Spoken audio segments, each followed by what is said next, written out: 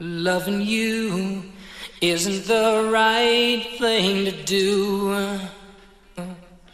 How can I ever change things that I feel? If I could, baby, I'd give you my world. How can I when you won't take it from me? You can go your own way, go your own way. You can call it another lonely day. You can go your own way, go your own way. And tell me why everything turned around. Packing up, shacking up, so you wanna do. If I could, baby, I'd give you my world. Open up, everything's waiting for you. You can go your own way, go your own way. You can call it another lonely day. You can go your own way, go your own way. You can go your own way, go your own way. You can call it another lonely day, another lonely day. You can go your own way, go your own way. You can call it another lonely day. You can go your own way. You can call it another lonely day. You can go your own way. You can call it another lonely day.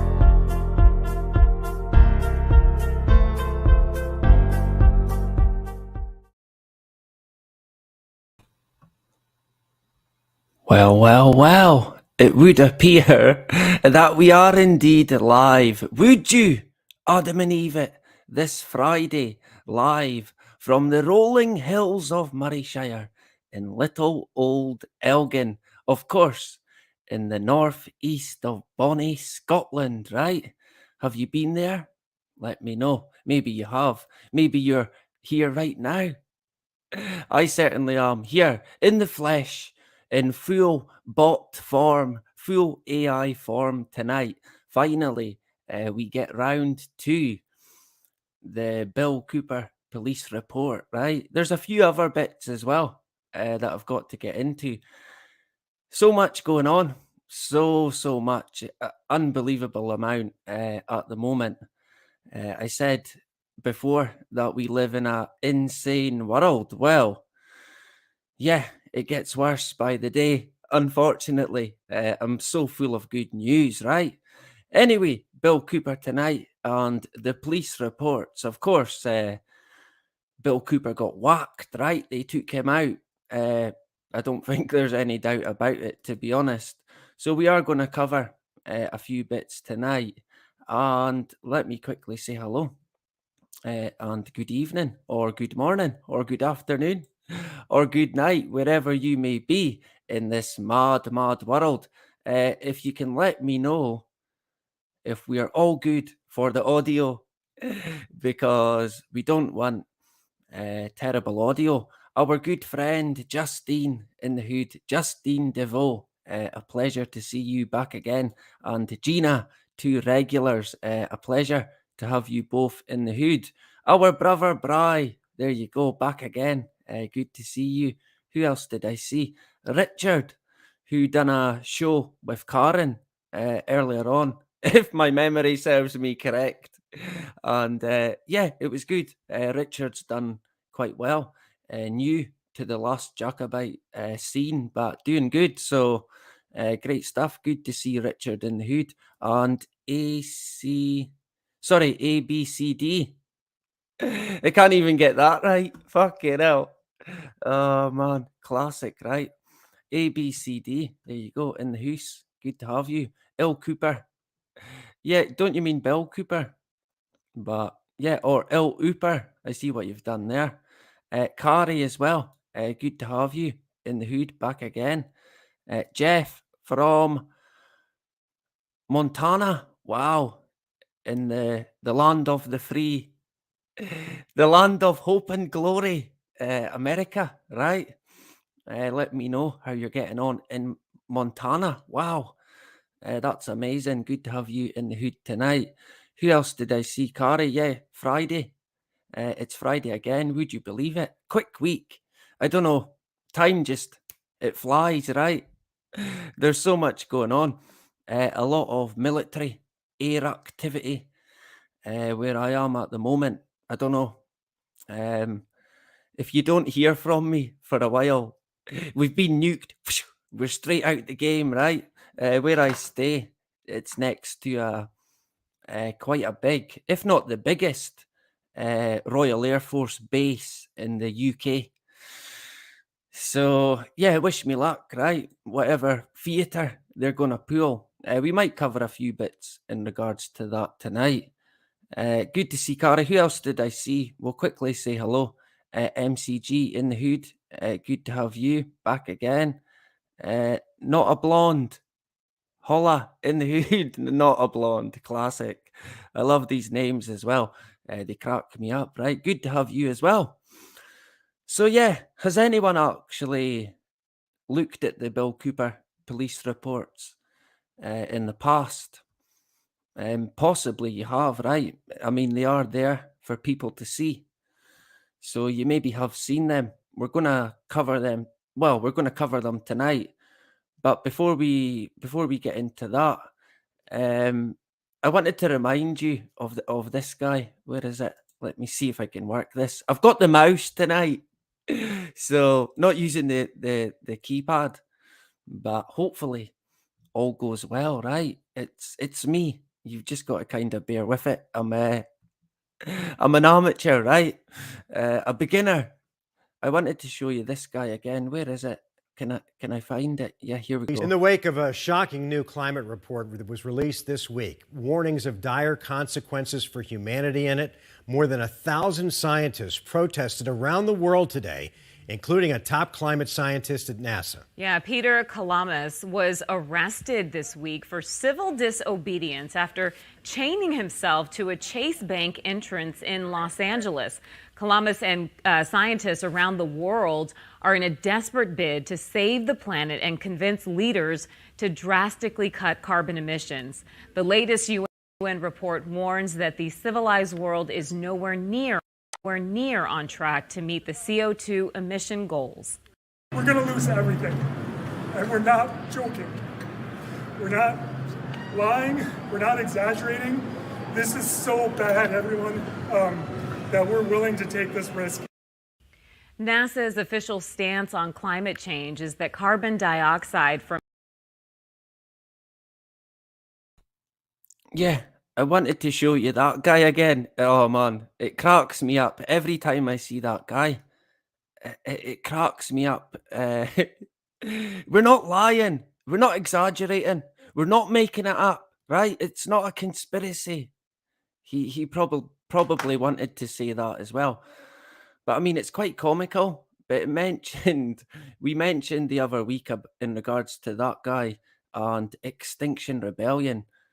We talked about how people had been gluing themselves to roads and pillars and God only knows what else I'd hate to imagine, but it would appear it would appear that let me make it the full screen. The gluing situation is becoming quite a thing. Would you believe it? I mean, how crazy is the world, right? It is mental. It really is. I can't stress that enough. There was a guy. Let me see if I can find it. There he goes there. Just stop. Oil activist glues himself. Oh man, he glues himself to a microphone on a LBC interview to stop oil, right? Of course, that's what you would do. A guy glued himself to railings. That one's happened quite a lot. There was another guy who glued his hand to a petrol pump, and they had to give him a seat to sit down on before they came and rescued him. I mean, it is mental, right? But we did cover, I think it was last night or the night before, we covered a guy who set himself on fire and died because of the injuries he sustained. No surprise there, but seemingly that was to stop the oil and help climate change, or the fight against climate change. So setting themselves alight and gluing gluing themselves or any limb or part to whatever they see fit in protest. I mean, what's it going to solve? What's it going to do? Honestly, it would do nothing, absolutely fucking nothing, apart from give them a few problems, some serious problems. But I mean, even the guy who died, what's going to change because of that guy taking his life? Nothing. Nothing will change. Not a thing. But there you go. I think the guy was in his 50s or 40s. So, I mean, still years to go, but decided, yeah, he wanted a bit of a protest and set himself alight. But if you've got an idea about gluing yourself to anything, don't do it. I doubt very much anyone here is planning on doing it, but don't be stupid, right? I mean, it's insane, and it's not the answer. It's certainly not the answer to trying to fight the weather, combat the weather. Yeah, I wanted to show you that the gluing situation has become quite a thing. It's like a trend now. You'll be seeing it on TikTok. They'll be gluing their faces to lorries and airplanes and Elon's rockets, maybe. Look out for it, right? I mean, it's quite insane. Let me jump back and say hello quickly, and then we're going to get into the Bill Cooper report. Yeah, Anthony, there you go in the hood. Good to see you back again. James, there you go. Where are the geoengineering places based? Go glue themselves there then. Yeah, that would be a good idea, right? Yeah, definitely. Well, I mean, in terms of geoengineering bases, I think a good place to start would be the UK military bases, especially the RAF, Royal Air Force, right? They are fucking involved in that big time, without a doubt. There's no doubt about it, and they would be the entity that would be used. And in terms of the spraying, I've got some videos that I want to put together because, I mean, we all know about it, but I think it's a good idea to document it as well. So if you've got a camera and you're able to document it, I would advise that you do that if you can. I think it's quite a good idea. So yeah, if you can do it, get doing it. Let me see. I'm assuming that I'm assuming that the audio's all right. We're good to go, right? I never noticed, but I never noticed anyone saying that it wasn't okay. So I think we're all good to go. Hopefully, everyone's all right, and had a good week. The weekend is now upon us. The weather's getting a lot better, although I don't think it's the forecast's not great for tomorrow. I don't think, but we're all good for audio. Great stuff, Justine, letting me know. Yeah, well, ACAB. That's what I think. That's what I thought it said. But it's not. It's ABCD. But in my brain, I was thinking ACAB, which is all cops are bastards, right? Everyone knows that, sure. But we're all good in the hood for audio. I'll be getting a strike. Yeah, that wouldn't surprise me, to be honest. I picked up a strike last week. I was banned for a week. Excuse me. You might have noticed that I was gone, although I was on my backup channel. That's Life, but Not As We Know It too. And if you don't know of it, you might want to go there, because that's not my first strike. It won't be the last, and God only knows when the next one's going to be, because I got my channel deleted before, and I'm not ruling it out being deleted again, because I picked up a strike for a video that I made nearly 5 months ago, so it could come at any time. I mean, we know that from before. So I'm on one at the moment here, and yeah, we keep going, but we try our best to not be restricted. But of course, as soon as you start speaking about the juice or the DNA editing, they do not like that one bit. They'll be straight in with the medical misinformation. That's what they claim it is. That's another one that I got. I mean, every strike that I've had, apart from about 2, has been medical misinformation. I think the only other 2 was a video that I had with David Icke. So David Icke got me a strike, and another video with Bill Cooper. So Bill came back from the dead and got me a strike. Hopefully, he doesn't get me a strike tonight, but we're going to get into it anyway. Without further ado, right? The Truth Lady as well in the hood. Good to see you back again. Who else did I miss anyone? Draga, yeah, in the hood. Good to see you. If I missed you, I'll catch you again, right? Surely. We're gonna get, if I can work it, we're gonna get into a bit about. Let me get rid of the comment. That helps, right? If you can see the screen, it kind of helps. We're gonna go straight to the article. Now, we're going to go through it kind of, in a sense, in a That's Life But Not As We Know It way. Or I noticed some people call it the channel Talbanoki or Talbanoki, something like that, as the letters abbreviated. I've noticed quite a few people in the past, so that's fine. You can call it that if you want. That's cool. But I kind of lost my place there. Yeah, we're going to do it in a That's Life But Not As We Know It style. Here we go. When there's too much going on, I can't think. I'm hopeless, right? Let me make sure that we're all good and it is working. Yeah, I've got to double check, because we're amateurs, right? We're beginners. So, yeah, I guess we can get into it now. Bill Cooper, or Milton William Cooper, if you like. Willie. I guess everyone knows who Bill Cooper, well, is or was, or seemingly was, at least.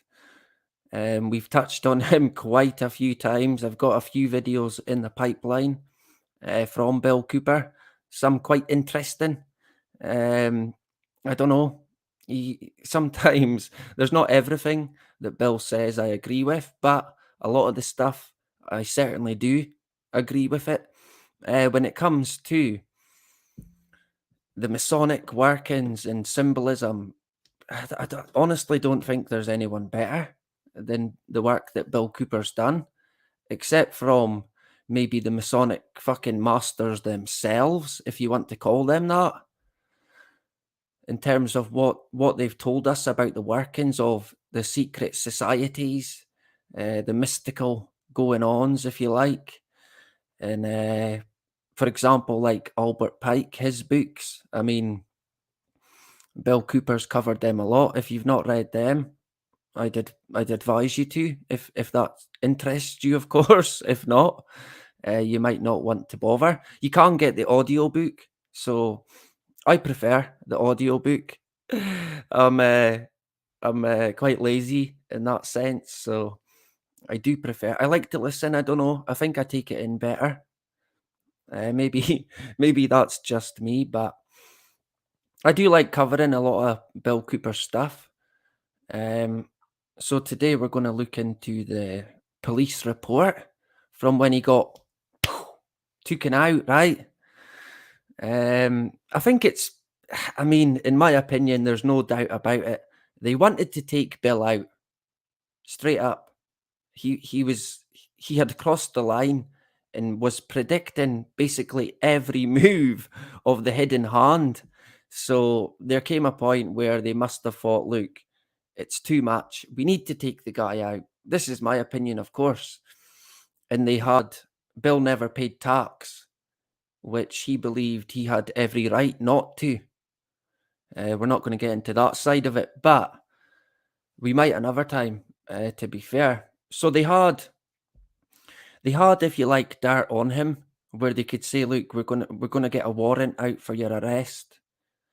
And I guess if he doesn't come nicely or it goes wrong, they can say that they had to take him out, which is basically what they did say in the end. So we're going to look at the police report. As you can see, the criminal investigation, Apache County Sheriff's Office, aggravated assault on a peace officer. Don't you mean police? Yeah, you would think maybe, right? A detective. Special Investigations Unit with a, kind of Masonic logo, I guess. To begin with, it kind of gives you the breakdown of the names of who was involved, what sort of units were involved, like the criminal investigations division, the Highway Patrol, Apache County Sheriff's Office, Eager Police Department, Springerville Police Department, and others, right? So this is to begin with, and it tells you as well about it gives you the officers' names. The officer that got shot, we'll get to him, I believe. I was going to sort of take shots from it instead of going through it, but it would have made it worse, to be honest. I think it's a good idea to go through it all and kind of break it down.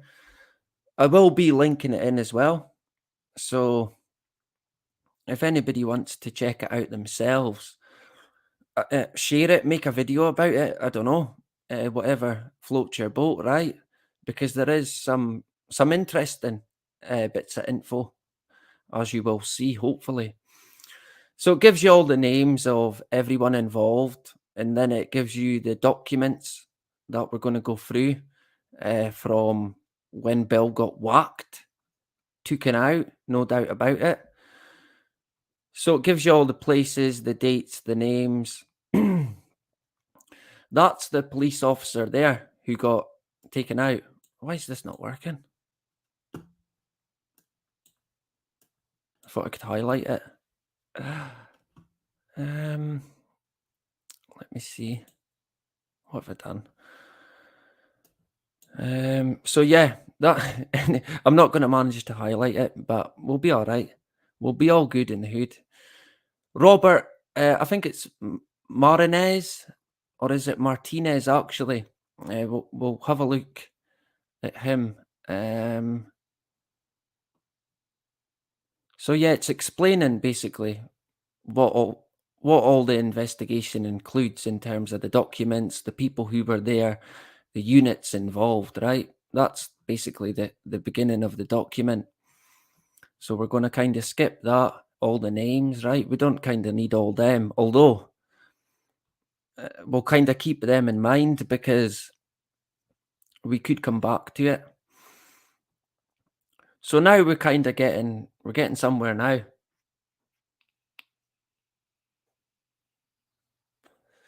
Let me grab a drink. Now we're getting to the meat of the matter, if you like. And this is where it starts to get a wee bit interesting. So, on November the 6th, 2001, at approximately 0005 hours, the Apache County Sheriff's Office Special Response Team was involved in an, quote, officer-involved shooting, close quote. The suspect, William Milton Cooper, critically wounded an ACSO deputy and was mortally wounded by another sheriff's deputy. Yes, so he critically wounded one of their officers. That's what they're saying, at least. In the summer of 2001, the chief of the Eagar Police Department contacted the ACSO and asked for assistance developing a plan to arrest Cooper, an Eagar, Arizona resident. The EPD advised Cooper was wanted on federal tax charges from 1998, as well as felony aggravated assault and felony endangerment charges in Apache County. The felony charges in Apache County were a result of an incident that occurred July 11th, 2001. The ACSO contacted the Maricopa County Special Weapons Tactics and asked for assistance developing a tactical plan to effect Cooper's arrest. The MCSO SWAT responded and developed an arrest plan. So it was in motion. They had decided, look, we need to get a plan together. We need to take him out. In terms of the incident on July the 11th, I think Cooper seemingly chased a couple of teenagers away who were hanging about, and they said that he was waving a gun. I think we might mention that as well. But as far as I know, that's in relation to the felony charges, I think, or aggravated assault, maybe. So we'll go on a bit more. Yeah, and this one, I mean, it kind of blew my mind, to be honest. You're going to have to let me know what you think of it. The ACSO SRT and the MCSO SWAT initially planned to arrest Cooper on September the 11th, 2001. Yep. But that attempt had to be cancelled because of a possible security breach. Now, what does this tell us? I mean, a lot of people might think that means nothing. But in my opinion, it kind of means a lot. And it certainly means that they had foreknowledge of what was coming on September the 11th, without a doubt. So, I mean, that is not a coincidence, right? This is the guy who basically fucking predicted 9/11 to the day. I don't think he said the date, but he did say that there would be an attack on the American soil and they would blame it on bin Laden. And he was spot on. He knew it. He knew all out.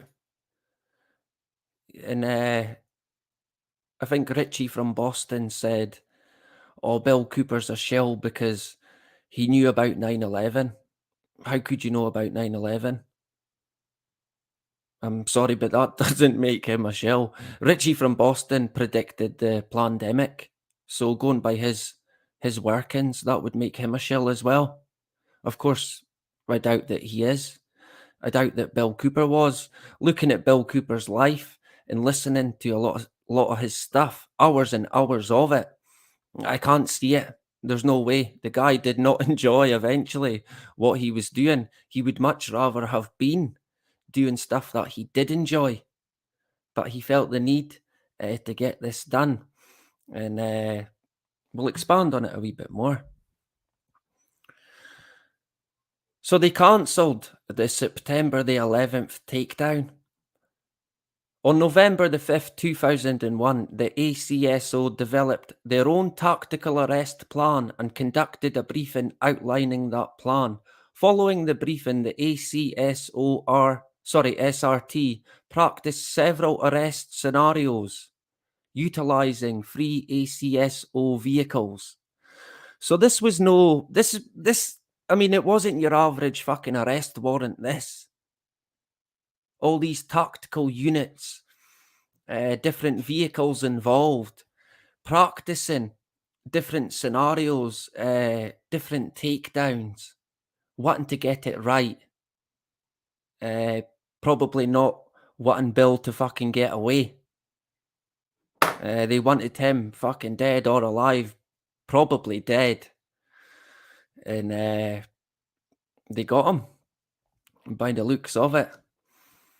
On November the 6th, 2001, at approximately 0005 hours during the ACSO SRT tactical operation, Cooper critically wounded ACSO deputy Rob Marinez? I think it's Marinez. We'll go with Marinez. Deputy Rob Marinez, and was fatally wounded by ACSO Deputy Joseph Goldsmith. So Cooper seemingly shot the guy, Rob Marinez, the peace officer. And then he got taken out by Joseph Goldsmith. Interesting name, that one, right? So, we go on. ACSO Deputy Rob Marinez was flown to Phoenix, Arizona, where he was admitted in critical condition to the Barrows Neurological Institute. Cooper was pronounced dead at the scene. Yeah, I bet he fucking was. Without a doubt, right? Apache County Sheriff Brian Honchell requested the Arizona Department of Public Safety Special Units Investigation Unit respond and conduct the criminal investigation. So the investigation begins surrounding the incident because an officer got critically wounded, of course, right? It went from a warrant to an all-out fucking gun battle in their eyes. Why is this like this? I'm unsure what this is.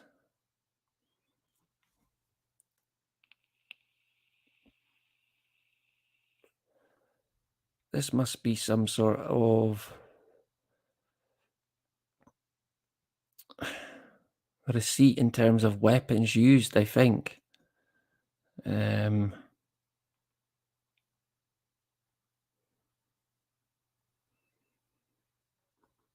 chemical spray, no baton used. Yeah. I'm not sure about that one. So we'll go on. This is just more tables in regards to who and what and where. I mean, I tried to have a look into the guy Robert Morinez, but I never really got anywhere. But I never gave it that much time.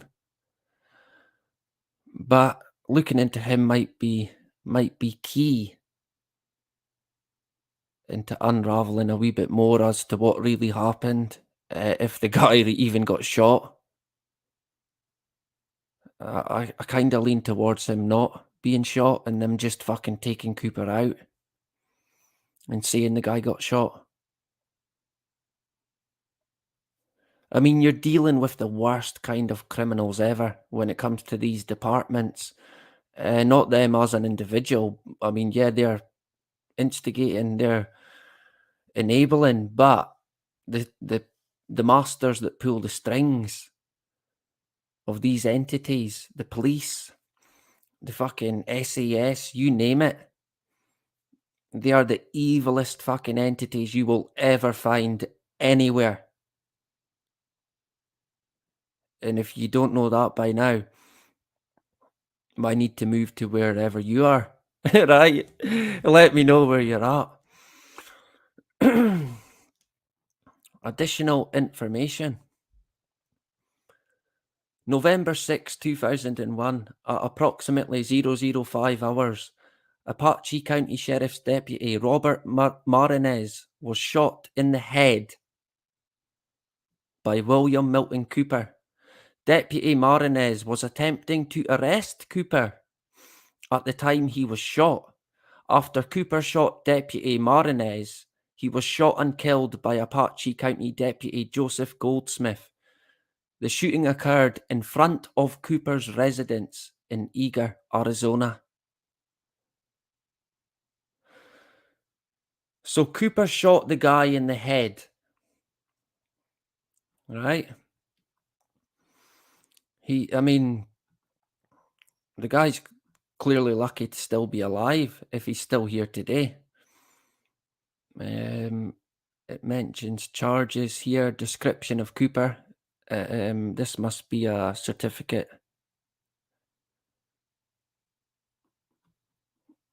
The dates.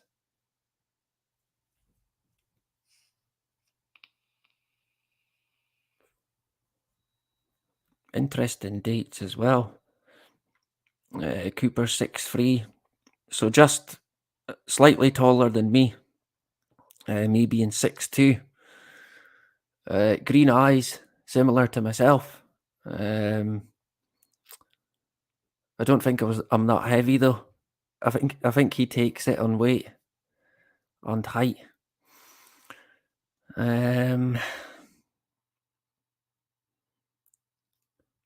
Critically wounded Rob Marinez.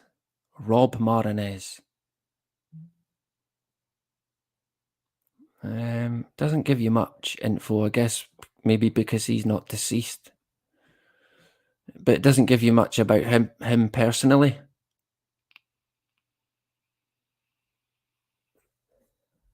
Maybe they don't when it comes excuse me, maybe they don't when it comes to the police, but see, you shouldn't smoke when you're talking. Or vape, even. So we're going to continue with it. This is the involved agencies. Like I said, this was not your average fucking warrant for a tax evasion or what might have been an aggravated assault.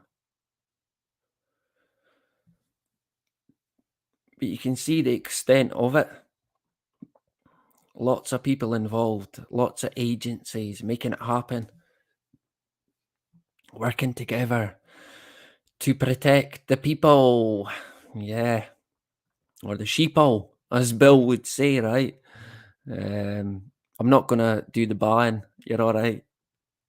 I don't think anyone could beat Bill Cooper at the way he does the bars as a sheep. He does it spot on, right? I might get it as a intro. There's a song that he always plays, a New World Order song. I'm trying to get a good version of it. But it's not easy, to be honest. of course, the majority of broadcasts that he done were on the radio. What's a radio? Yeah, what is a radio, right? Has anyone here got a CB radio? Do people still use them? I've always kind of toyed with the idea of getting a CB radio. I mean, I like the thought of it. I like the thought of having one, but I always think, well, what are you going to do with it? You're going to sit there and speak to yourself on fucking some radio wave that no one's listening to. That's what he does on YouTube. Oh man, I'm here all week, right? But yeah, I was tempted. I might look into it a wee bit more. I see Draga in the comments. He's got a CBS radio. Well, there's one person I can speak to then, at least. I think it might be a good idea to get some sort of community going that can communicate out with the normal sheeple avenues, if you like. It might be an idea.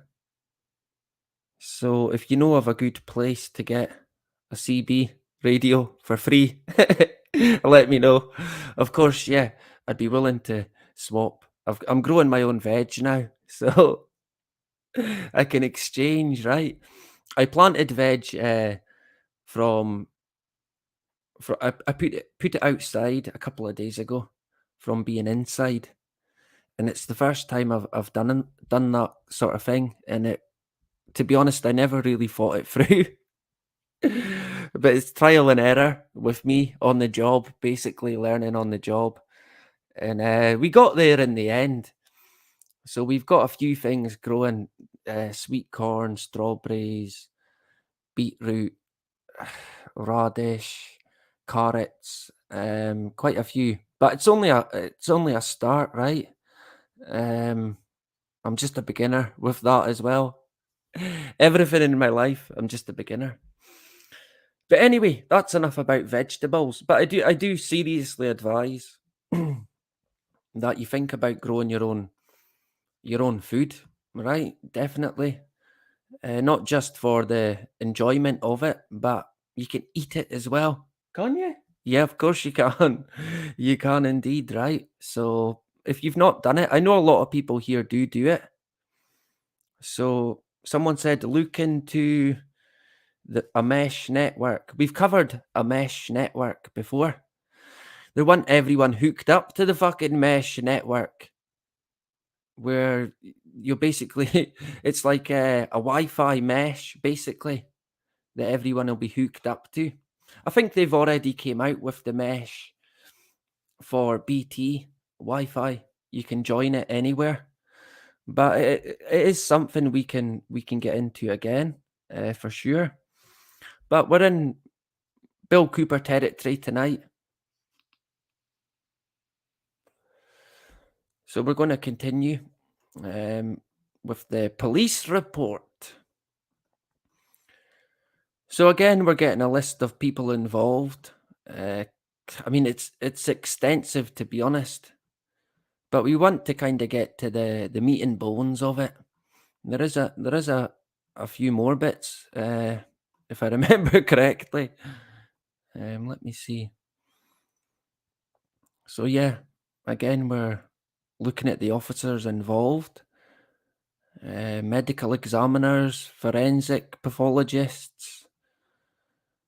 The list goes on. The briefing, that's kind of where we want to get to. Hopefully we're still going. We're all good. I see Dardarius in the hood, J Dave, S Lee as well. Good to have you back again. Kari in the hood, Frank, our brother Frank, good to see you. The Truth Lady, Justine still with us, great stuff. Our brother Bry, good to have you. Fantastic. So we will carry on. ACSO briefing. Upon arrival at the ACSO facility, Detectives Wood and Martinez met the other SIU detectives, members of the DPS Special Operations Unit, which is the SOU, and deputies from SCSO. The DPS and SOU had been called by the ACSO after the officer-involved shooting. Right. So after that, but just kind of waiting in the wings, I guess, to enter and search the suspect residence for additional hazards or suspects. Yeah, because Bill Cooper's evil twin might be there. Of course, if they'd done their homework, they would know exactly who was there. It would have only been Bill. Unless he had someone round for a show. I don't think he was that day. But as far as I'm aware, his wife and kids, they didn't stay there. He moved them out for that precise reason. Because he did indeed say himself that he would be killed on his own fucking doorstep. And that's what happened. They made it happen.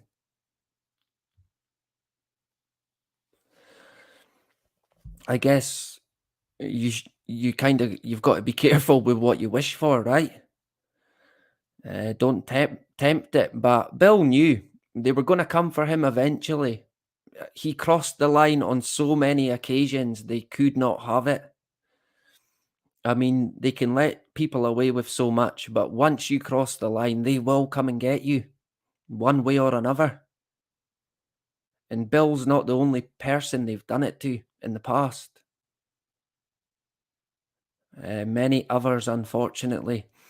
Good people, especially people who speak out against the mass inoculations, they are demonized and taken out big time. They don't fuck about. When it comes to big entities like Big Pharma or the FBI or the CIA, I mean, even if you cross their paths, they'll take you out. But Bill went to such an extent where I think even the powers that be would have thought, look, this needs to be stopped. This guy needs to be taken out. He was getting very professional in his outfit, his studio, the gear that he had. The programs that he done were only getting bigger and bigger over time. The audiences grew and grew. He went from speaking to about 2 people in a room that he would pay for himself.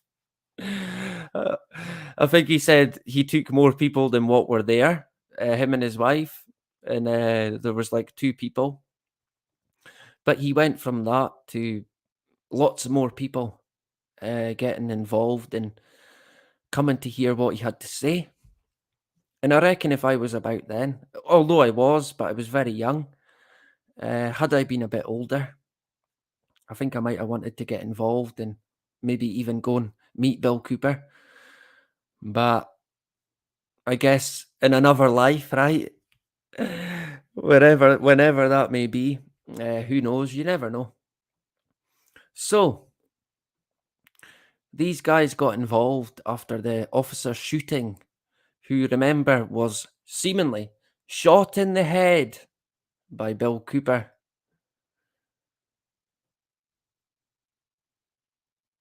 On November the 6th, 2001, at approximately 0847 hours, the DPS SOU entered the crime scene and searched Cooper's residence. No hazards or additional suspects were found. Yeah, shock horror. Bit pointless then, right? Could they not have done it themselves, the guys that were there? They have to phone in another unit to open the door. Get another unit. They can open the door. We'll phone another unit to then open the back door. Yeah. Detective Wood met ACSO Commander Andrew Tafoya.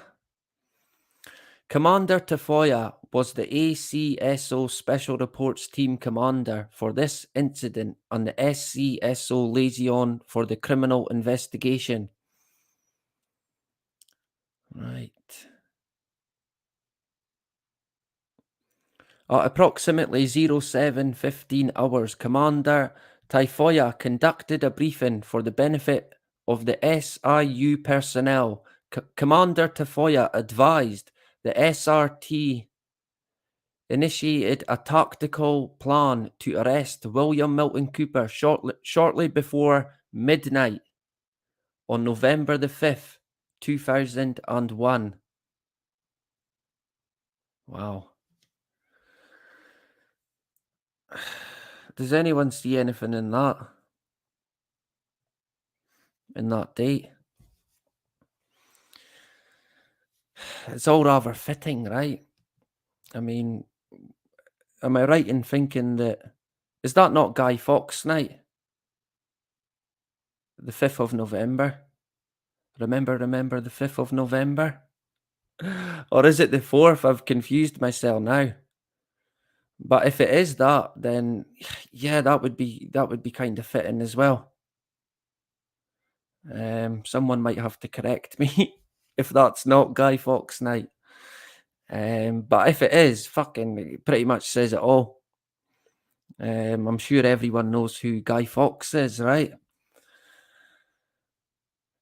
So, yeah, it is the 5th. There you go. I mean, that's just a coincidence, right? I was unsure there. I was thinking, was it the 4th?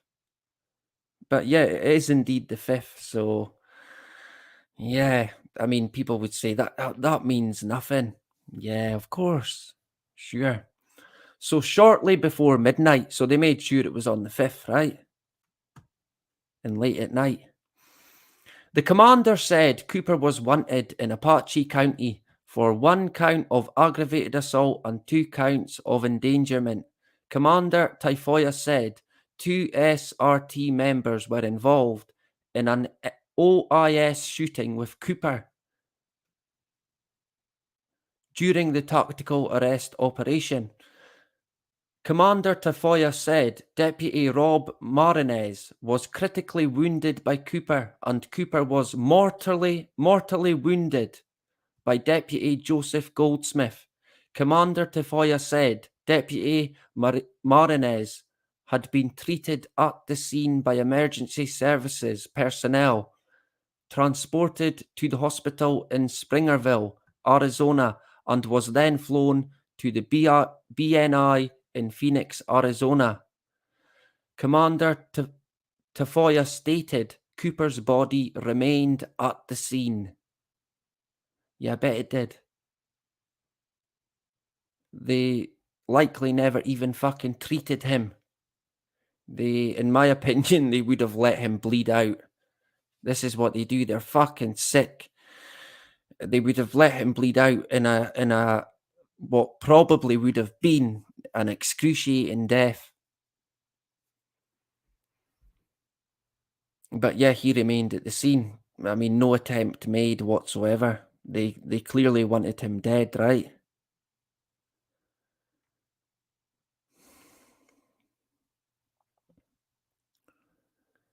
So they provided copies of the arrest. Yeah, it was all totally legit. Nothing to worry about, nothing to see, of course. At the conclusion of Commander Tafoya's briefing, Sergeant Chung made the following SIU assignments. So that's them. They were assigned different positions in terms of what they would do in the investigation.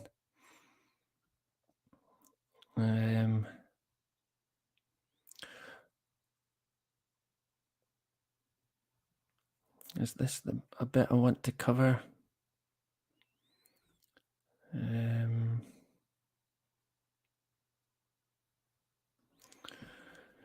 Yeah.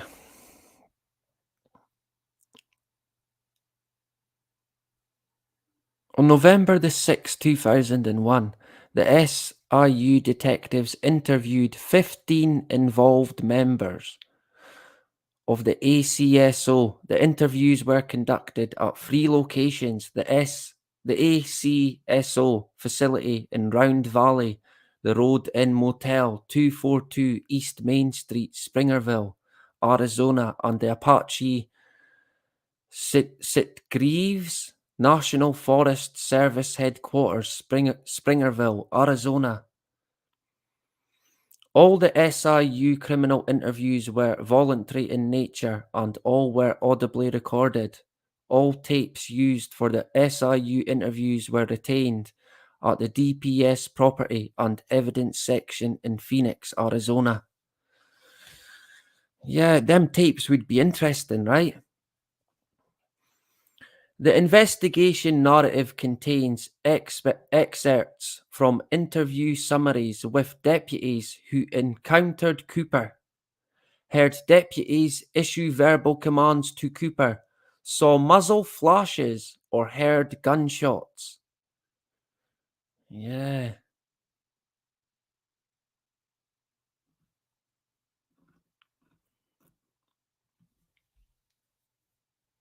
Deputy Joseph Goldsmith's interview summary.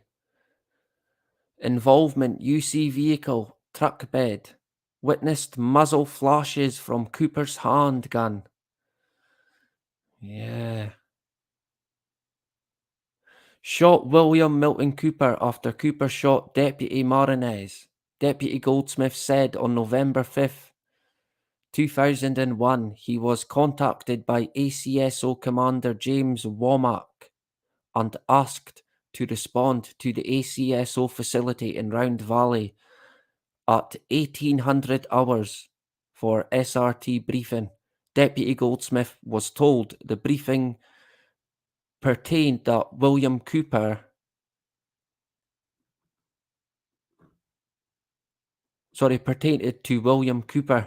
Yeah, Milton.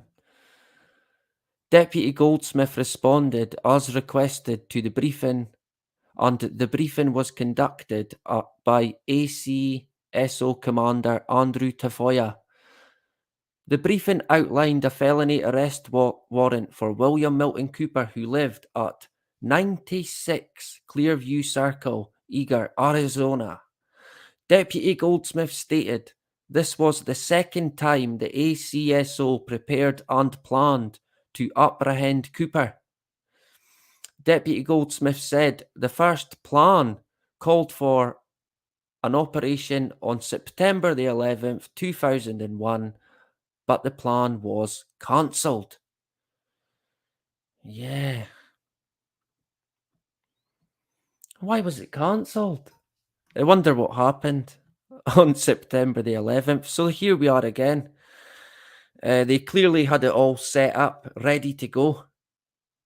They wanted to take him out on the 11th, but that got called off by the powers that be. During the briefing, Deputy Goldsmith received an assignment as one of 4 ACSO deputies to be concealed in the bed of an undercover UC pickup truck. The SRT was to use a ruse to get Cooper out of his residence and near the UC vehicle. Once Cooper was near the UC vehicle, Deputy Goldsmith and ACSO Deputy Rob Marinez were tasked with exiting the truck bed and physically effecting the arrest. Yeah, they wanted to instigate a scenario.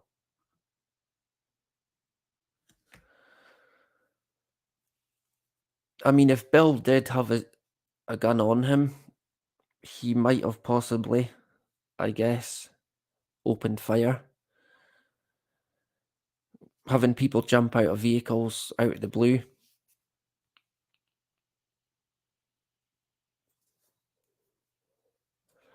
Deputy Goldsmith stated,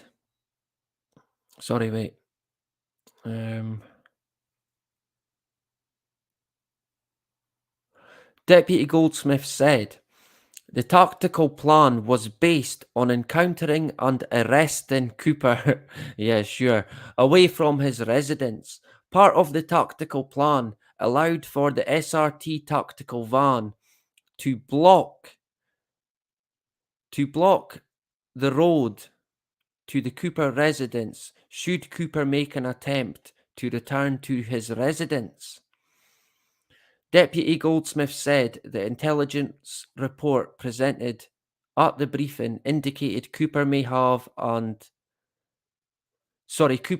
had numerous weapons inside his residence. I mean, once they got him out, that was it. He was dead.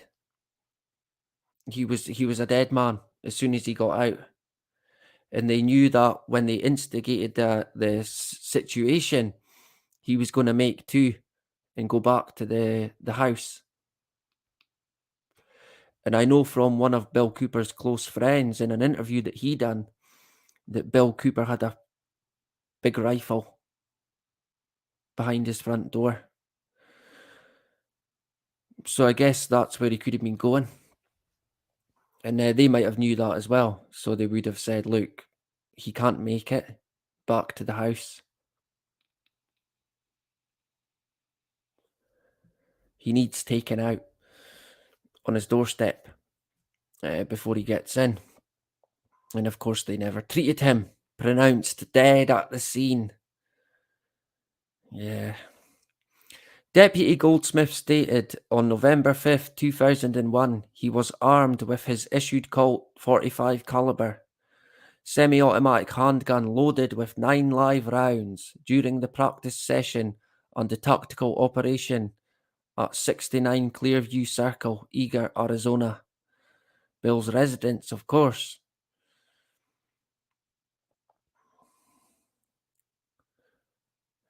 So it mentions there how many were involved. Quite a few. Like I said at the start, it wasn't your average warrant. This was a takedown. Big time. Bill wasn't getting out alive. There was no way. No fucking way. As soon as he left, that would have been it. I doubt he would have even opened fire. But they're telling us that he did, and he shot. What they said is he shot a guy in the head.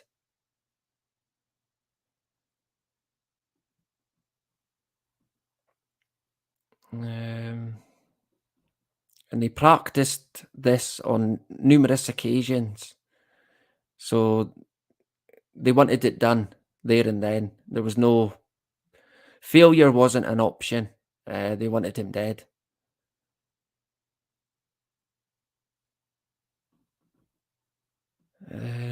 There is more that I want to cover.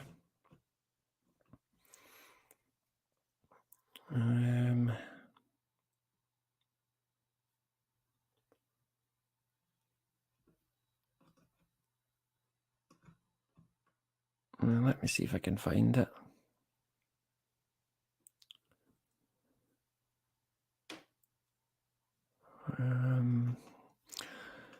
Deputy Goldsmith related while en route towards the Cooper residence, Commander Tafoya was having communication difficulties with the surveillance teams, so the UC vehicle stopped until the problem could be rectified.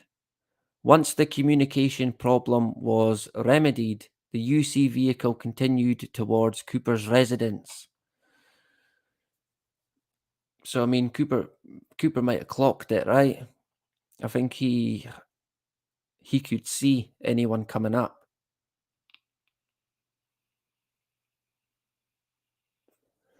So I think he would have seen it. Deputy Goldsmith stated he had the other 3 deputies in the truck bed were covered by a blanket and had no visual reference on the journey up the hill to the area north of the Cooper residence. Deputy Goldsmith said the UC vehicle came to a stop. Commander Womack exited the vehicle on the driver's side and verbally informed the SRT members in the truck bed they were in position. Commander Womack advised the UC vehicle deputies. A light was turned on inside Cooper's residence. A short time later, Commander Womack advised the UC vehicle deputies. The outside porch light at the Cooper residence had been turned on. A few minutes later, Deputy Goldsmith heard a vehicle engine turn on some distance from the UC vehicle. Commander Womack was still standing on the driver's side of the UC vehicle and verbally told the UC vehicle deputies, "Here he, Cooper comes. Here he comes, Cooper." Of course, Cooper clocked them by the sounds of it, going by this. I mean, he would have seen them, as far as I'm aware, looking at the location. Cooper would have clocked them coming up the hill. So he would have came out, turning on the light, possibly, which they then clocked, going by this report, if we can believe it, of course. I would take it all with a pinch of salt, to be honest. But I mean, the dates are certainly interesting, that is for sure. Deputy Goldsmith said the surveillance team provided a very descriptive account of Cooper's vehicle actions as it approached the UC vehicle. The surveillance team was using the ACSO radio to communicate with the UC vehicle deputies and the other SRT members. Deputy Goldsmith heard a vehicle stop near the UC vehicle. Deputy Goldsmith heard a male voice say, quote, "You need to get out of here. You can't be here." Close quote. That was Cooper, of course, right? It kind of sounds like Bill Cooper, to be honest. "You need to get out of here." I can't do Bill Cooper's accent, so I shouldn't try. "You can't be here." Yeah. It kind of sounds like Cooper, to be honest. Deputy Goldsmith heard the male voice tell Commander Womack he had to leave the area or he would call the police. "I am the police." Funny you should say that. We've got a warrant for your arrest. Get in the van, right? Yeah. I mean, I don't know. Bill doesn't come across as a guy who would... He wouldn't go. He wouldn't accept being arrested, I don't think. So I can't rule out that he maybe did open fire, going by what they tell us. But, I mean, it's anyone's guess, to be honest. In terms of what really went down on the day, of course, these reports, they can fucking say anything. So Cooper was yelling, telling them where to go, basically, or he'd phone the police. So he was hardly being threatening. He was kind of just telling them to get off their property.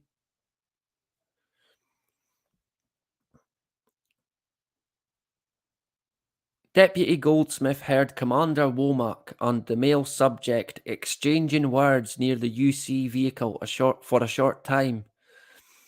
While the male was talking to Commander Womack, Deputy Goldsmith heard Commander Tafoya use the ACSO radio and call for the TAC van to block the roadway between Cooper's present vehicle location and his residence. Yeah. Deputy Goldsmith heard Cooper's vehicle drive away and heard Commander Womack say something like, quote, "There he goes, and we're going to..." Close quote. Sorry, "There he goes, and we're going to..." So Cooper, going by this, headed off, and they chased. Deputy Goldsmith said Commander Tafoya and Deputy Charles Brown both uncovered themselves and exited the UC truck bed. Deputies Tafoya and Brown started to pursue Cooper's vehicle on foot. Deputy Goldsmith looked up from his truck bed position and saw Cooper's vehicle being stopped by the TAC van while emergency lights activated. Emergency lights activated. Yeah, you got to put the lights on, right? Deputy Goldsmith said the stop occurred south of the location where the UC vehicle and Cooper's vehicle had been stopped. Right. Deputy Goldsmith saw the TAC van and Cooper's vehicle stopped in the drive, and they appeared to be positioned driver's side door to driver's side door. Deputy Goldsmith saw Cooper's vehicle accelerate to the south towards his residence. Commander Womack turned the UC vehicle and proceeded after Cooper's vehicle with Deputies Goldsmith and Marinez still in the truck bed. Deputy Goldsmith saw Cooper's vehicle proceed south along the ridge to the front of his residence, with the UC vehicle following. Deputy Goldsmith observed Cooper stop his vehicle on the west side of the dark gravel drive adjacent to his yard. Deputy Goldsmith said Commander Womack stopped the UC vehicle behind Cooper's vehicle. So the stage was set, basically, right? I think they had set the stage to take him out. Cooper basically walked right into it. Going by this anyway, if we can believe it. They set the trap. Cooper came out. Cooper might have known that he'd fucked up. As soon as he realised who they were, he might have known that was it, to be fair. I mean, he wasn't stupid.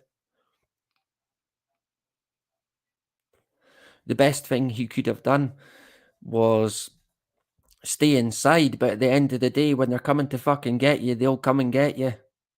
One way or another. And then they'll make up their fucking cover story. Once the UC vehicle came to a stop, Deputy Goldsmith exited the truck bed on the driver's side, while Deputy Marinez exited the truck bed on the passenger side. Deputy Goldsmith proceeded on foot in a northeasterly direction towards two vehicles parked on the east side of the drive directly across from Cooper's residence. Deputy Goldsmith lost sight of Deputy Marinez at this point. Do you know what I'm going to have to do? Is get my laptop charger. Oh man, typical, right? I'm going to have to go and get it. Let me see. I'll quickly put on a tune because I'm unsure where it is. So hopefully it doesn't die. I better get it before it dies because we've had that issue before. And I had to, well, it doesn't, the stream doesn't end, but it's a nuisance, right? So I must apologise. Let me quickly, we'll put on a tune and I'll go and get it. Hopefully I can find it. What have we got? Hopefully we're still going and we're all good in the hood, right? This could be your chance to grab a beer, a whiskey, a vodka, a smoothie, right? A joint, a bong, whatever floats your boat. Let me see. Surely I've got something here, you would think. We'll go with this, right? And I'll be back in a minute.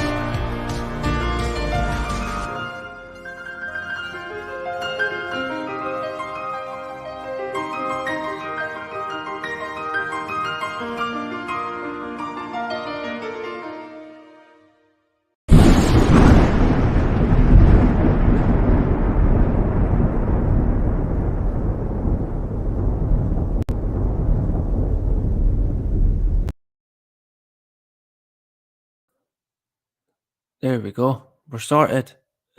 We're back. We're cooking. We're on charge. Oh man, schoolboy error, right? But hey, at least it it didn't conk out, so we're still going.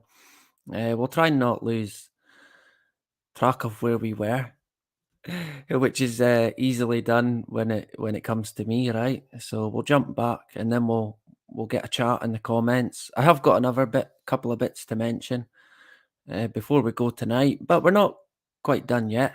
So I can keep an eye on the chat a wee bit here if I can manage. Hello to Scotty in the hood. Yeah, good to see you back again. S. Lee, there you go. In the hood, good to see you back again. And it's Friday, so great stuff, right? Hopefully you're having a good time. And yeah, what I'm gonna do is I'm gonna link this in just now, and I'm gonna put it in the description at the end, if I remember. Where is it? Can I work it? Sure I can, because it is available for people to find. Clearly, if I can find it, anyone could find it. So let's jump back. Where did we get to? Yeah. As Deputy Goldsmith was running across the drive to take cover behind the parked cars, he saw Cooper exiting his truck. Cooper exited his pickup via the driver's side door and went around the front of the truck towards his residence. Deputy Goldsmith estimated he was approximately 30 feet from Cooper at that point. Deputy Goldsmith drew his service weapon and shouted, quote, "Sheriff's office, stop!" Close quote. Yeah, sure he did. Numerous times, right? I kept shouting it. He wouldn't stop. Yeah. Like in the movies. Which is never usually the case in real life. Let's face it. So he was telling him to stop. It's the police, stop! Of course, Cooper. I don't think he would stop for anyone, to be honest. But Cooper did not respond to the verbal commands and continued towards his residence. Deputy Goldsmith said Cooper was not moving very fast due to his noticeable limp. I think he got part of his leg fucking cut off. I think it got cut off or amputated. If my memory serves me correct, I'm sure he had an issue with his leg, which I think was in a crash where basically I think they tried to kill him, and going by what he said, and a guy had come to see him in the hospital and said, "Look, you might want to wind your neck in, otherwise, you next time you'll be dead, right?" But of course, Cooper being Cooper, seemingly he thought, well, no, I'm only going to try harder. So he kept going, but seemingly he got a guy visited him in hospital and told him, "Look, you better call it a day. You better stop." But he didn't, and he was definitely, from what I could see, involved in a car crash. So I'm assuming that his leg was due to that. And I mean, he was quite a big guy. He's no athlete. He he wouldn't be very mobile. So I mean, they could have probably taken him down just by running at him. And I mean, Cooper probably knew himself that he wouldn't be able to run away. So I don't know. I don't know how much I buy from that scenario, to be honest. So he yelled "stop," but he yelled "stop," but Cooper continued towards his residence. Deputy Goldsmith walked around the front of the second parked car, aimed his service weapon at Cooper, and walked west across the drive, yelling, "Sheriff's office, stop! Sheriff's office, stop!" Deputy Goldsmith said Cooper did not stop, and he yelled, quote, "No!" Close quote. Oh, man. I don't know. I mean, I guess maybe Cooper fucking had a death wish and thought, if he did think, hey, this is it, he might have well shouted back, "No, shoot me if you dare." But I think, I mean, even I kind of know that if you didn't stop, they're going to shoot you, right? They're going to shoot you dead. Or they could have at least shot him in the leg, maybe. His amputated leg. It went right through his leg, but he didn't stop. Yeah, that's his plastic leg. It went right through it. But I mean, there's always more than one way to apprehend anyone, basically, without fucking killing them on the spot. And by the looks of it, they had ample chance to do that. They had ample chance to arrest him. But they basically let him, going by this, get to his front porch, where they then took him out. And what did he predict? That he would die on his doorstep. Cooper almost made it to the door, located on the east side of the residence, where when Deputy Goldsmith saw Cooper reach near his waist. Yeah. Deputy Goldsmith continued to issue verbal commands to Cooper when he saw, quote, "an arm come up and then a muzzle blast. And I, which is Goldsmith, heard a gunshot," close quote. Deputy Goldsmith said it appeared Cooper was holding a gun with his right hand when he pointed and fired in the direction of Deputy Marinez. Deputy Goldsmith said he saw a muzzle blast in the direction of Deputy Marinez. Deputy Goldsmith said Deputy Marinez was positioned north of Cooper, along the east side of the residence, near an abandoned vehicle in the yard. Deputy Goldsmith estimated the distance between Cooper and Marinez at approximately 20 to 30 feet when Cooper fired the gun at Marinez. Not 33 feet, no. Yeah. Deputy Goldsmith said when Cooper fired at Marinez, it exposed his right side and upper right torso region. Cooper's torso region. Deputy Goldsmith estimated he was about 5 to 10 feet in front of Cooper's vehicle and 15 to 20 feet away from Cooper when Cooper, fired at Deputy Marinez. Yeah. I mean, even just going by that, it kind of seems a bit pointless for him to get so close to his house and cover to then decide to fucking open fire. I mean, is it just me that finds that a bit strange? Surely if you're running to your house for cover, that's exactly what you're doing. Run into your house for cover, rather than run into your house and get into the front steps and then opening fire on the people behind you. I kind of see that. I don't see there being any point in that. Again, I have no great military experience or anything like that, or dealing with weapons or apprehending wanted persons, but I mean, if you're trying to get away from something, that is the whole point, to get cover, to get away. So I find it hard to buy that Cooper got so far and then decided to open fire.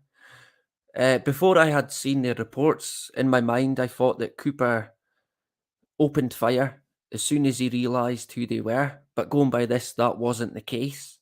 He got to basically a safe place, and then opened fire and shot Deputy Marinez in the head, if you recall. I think Frank might be right. I find a lot of it hard to buy. I mean, I think they've made a lot of it up. I really do think they just wanted to take him out. They fucking murdered him on his doorstep and let him bleed out. Fearing for the life of Deputy Marinez and for his own safety, Deputy Goldsmith advanced on Cooper, firing his service weapon. Deputy Goldsmith utilised a two-handed grip on his service weapon aimed at the centre of Cooper's torso. Yeah, sure. And continued to fire until Cooper stopped shouting. Fucking so yeah, make sure he's dead then, right?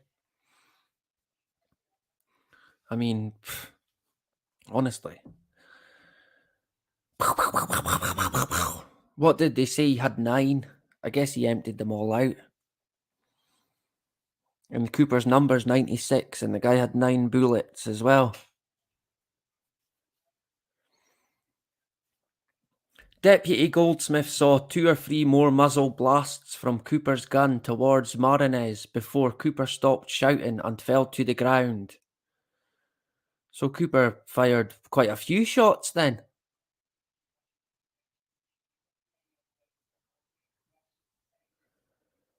Cooper fell to the ground, landing with his head to the west and his feet to the east. When asked what he was trying to do when he continually shot at Cooper, Deputy Goldsmith said all he wanted to do was stop Cooper from shooting.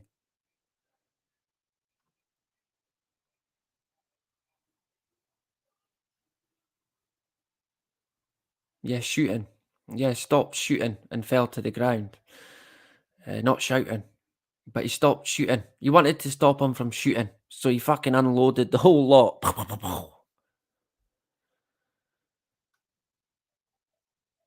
I mean, again. Wait, let's just continue with this bit. So all he wanted to do was stop Cooper from shooting. Deputy Goldsmith estimated he was approximately 5 feet from Cooper and 15 to 20 feet from Deputy Marinez when the shooting was over. Deputy Goldsmith said he, Deputy Marinez, and Cooper were all in close proximity to each other when the shooting occurred. Right. Deputy Goldsmith said he fired 9 rounds at Cooper, and at the end of the shooting, he holstered an empty service weapon with the slide locked to the rear. Deputy Goldsmith said his service weapon remained in his holster until he turned it over to Commander Tafoya. Now, so Cooper's opening fire at Marinez. And you've got a triangle of 3 people here. Marinez, Goldsmith and Cooper. Cooper being the target. And going by Goldsmith's account, Marinez is getting shot at. But then Goldsmith opens fire. Shooting 9 rounds, going by what they say. Yet Cooper doesn't go for him. Or turn to shoot him. He fires only at Marinez. I find that a bit strange as well. I don't buy it. I don't buy that bitty.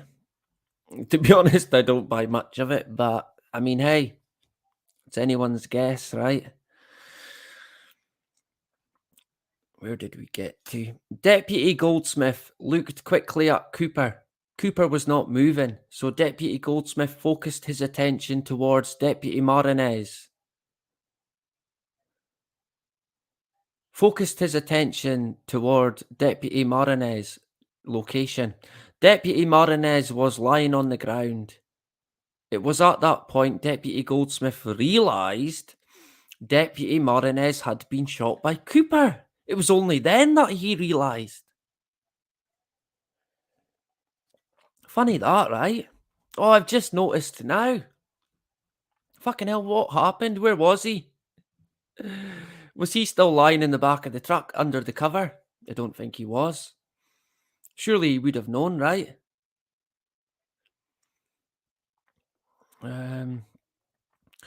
It was also at the same time Deputy Goldsmith noticed other ACSO deputies arriving to assist. Deputy Goldsmith went to the aid of Deputy Marinez and found him lying on his back with what he thought was a bullet wound to the left side of his head. What he thought was a bullet wound to the left. Sorry, he thought? The guy's just been shot at several times, and I think it might be a bullet wound to the head. I'm unsure. What does that look like again? I don't think he'd fucking miss it, to be honest, right? Surely he's not going to ask the guy where he was being shot. Deputy Marinez's head was to the west and his feet were to the east. And he was actively bleeding from the head wound. He was actively bleeding from the head wound. Deputy Goldsmith spoke to Marinez, but Deputy Marinez was not able to respond verbally. Deputy Goldsmith remained with Marinez until the emergency medical personnel arrived and took over. Yeah.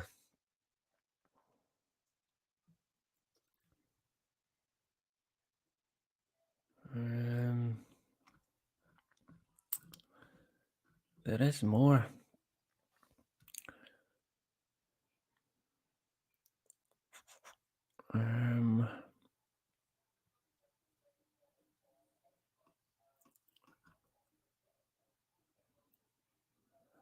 Just bear with me a sec.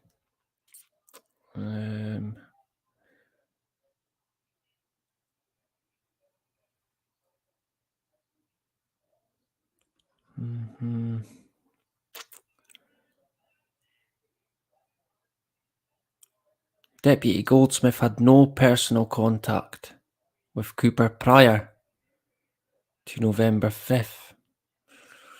Right. He was aware that Cooper was a danger.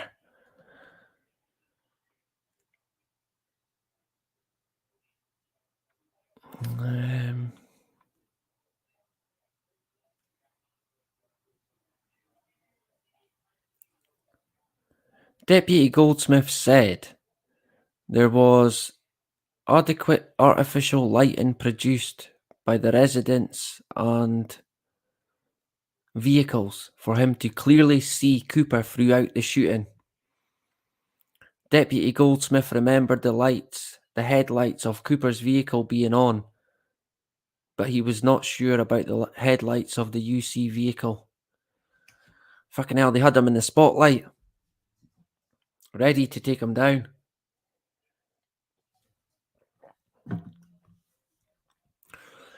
Commander Tafoya said in the summer of 2001, his agency was contacted by the Eagar Police Department regarding an incident involving William Milton Cooper. Cooper was a resident of Eagar, Arizona at the time of the incident. Commander Tafoya learned Cooper was wanted on federal tax charges in 1998 and as well as aggravated assault and felony endangerment charges in Apache County in July of 2001. Seemingly. Commander Tafoya said he started to develop a tactical plan to arrest Cooper earlier this year,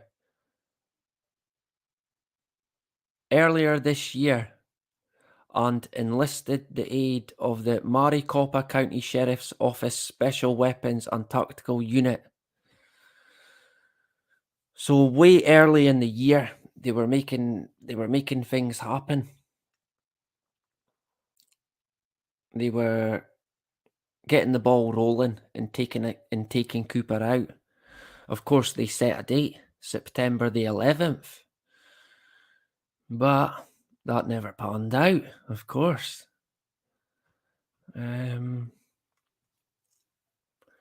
Yeah, again, it's mentioned again. It was units planned for the first tactical operation on September the 11th, 2001, but the plan was cancelled because of a possible security breach. Yeah, I wonder what happened. I'm unsure. I can't remember what happened on that day. Clear as day, the September the 11th, right? When you think back, I can remember the day like it was yesterday almost. It's weird how it stands out in your mind. Even though I kind of think it never affected me that much. It's such an event. It stands out. The only other one kind of from my childhood was Diana, Princess Diana, getting whacked. There's a few bits to get into in regards to Diana as well. So look out for that in the future, right?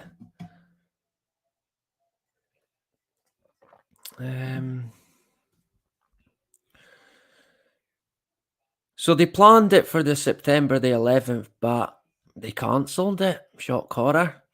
Commander Tafoya and the SRT members evaluated the original plan and evaluated the original plan presented by the MCSO SWAT, but decided to develop and use their own plan to arrest Cooper. Yeah, all changed, right? We're going to do this. No, actually, you're not going to do that on that day because we've got plans. What kind of plans? You don't want to fucking know, put it that way. We all know what happened on September or do we know what happened on September the 11th? Was there planes? Wasn't there planes? I mean, them buildings, yeah, that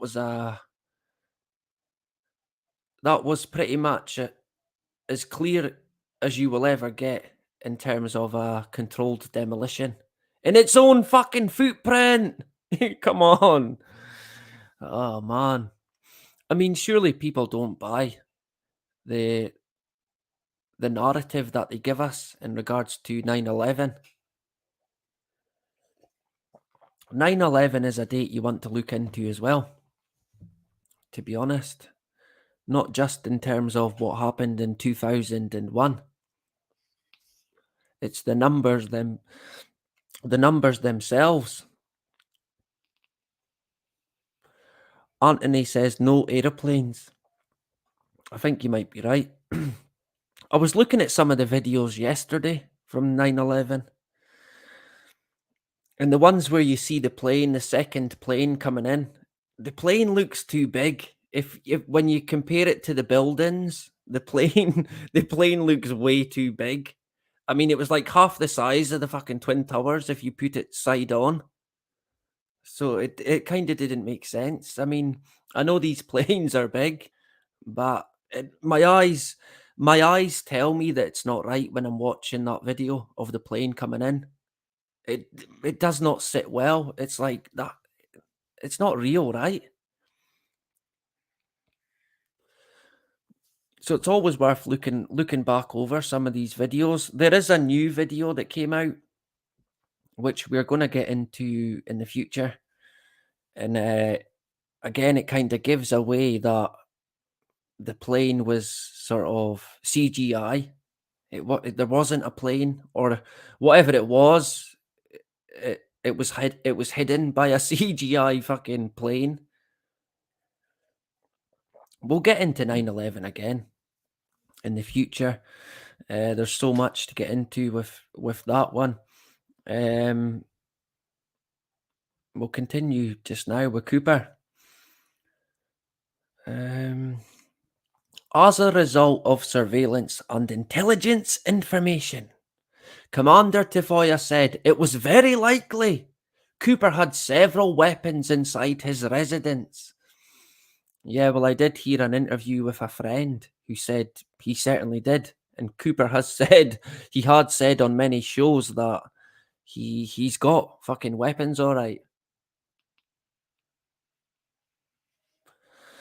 Of course, they're illegal in Scotland. Fucking hell, you'd get arrested for having a gat gun, a tatty gun. Do we know what a tatty gun is? What's a tatty gun? There's some homework for you, right? Which would present a significant risk to any officers attempting to make entry. The SRT developed a tactical plan that used a ruse to lure Cooper from his residence to make the arrest. Yeah, so it was all planned out. They knew exactly what would happen to a T.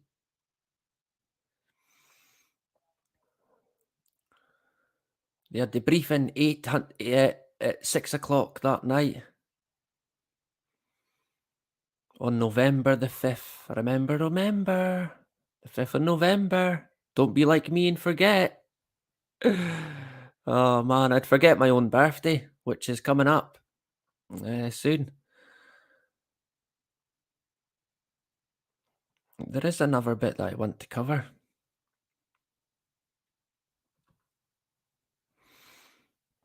Commander Tafoya explained the UC vehicle was designated as the ruse and arrest vehicle. Yeah. The TAC van would be used to stop Cooper from returning to his residence once he left, and the chase vehicle would be used should Cooper attempt to drive off the hilltop. Commander Tafoya said the SRT surveillance team members were a critical component of the tactical plan. It was the SRT surveillance team's responsibility to advise the rest of the SRT members regarding people and vehicle movements at the Cooper residence. The TAC van was instructed to pull into a blocking position based on information received from the SRT surveillance team.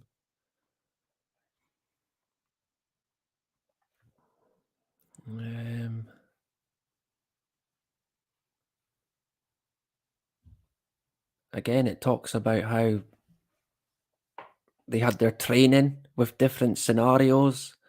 I mean, this had to happen. They had already cancelled the original date, of course. This had to happen. It had to go down. There was no ifs, no buts. And clearly, by the amount of people that were involved, they wanted him dead.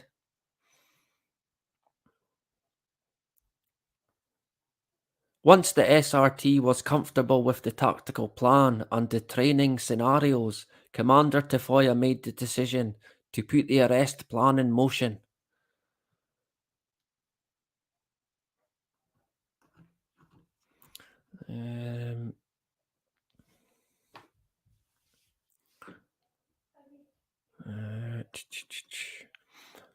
Once parked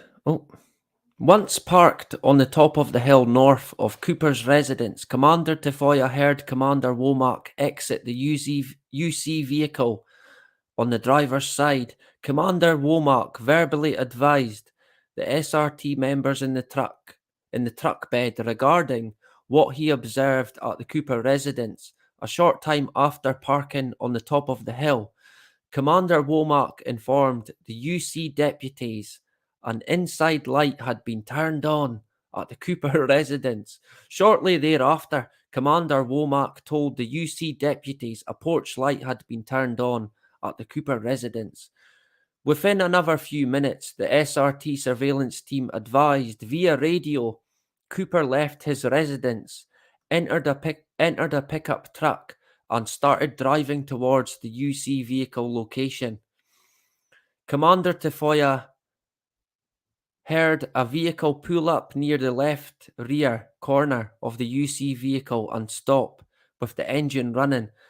Commander Tafoya heard Commander Womack engage in conversation with a male subject, aka Cooper. Commander Tafoya heard the male voice tell Commander Womack to get off the mountain.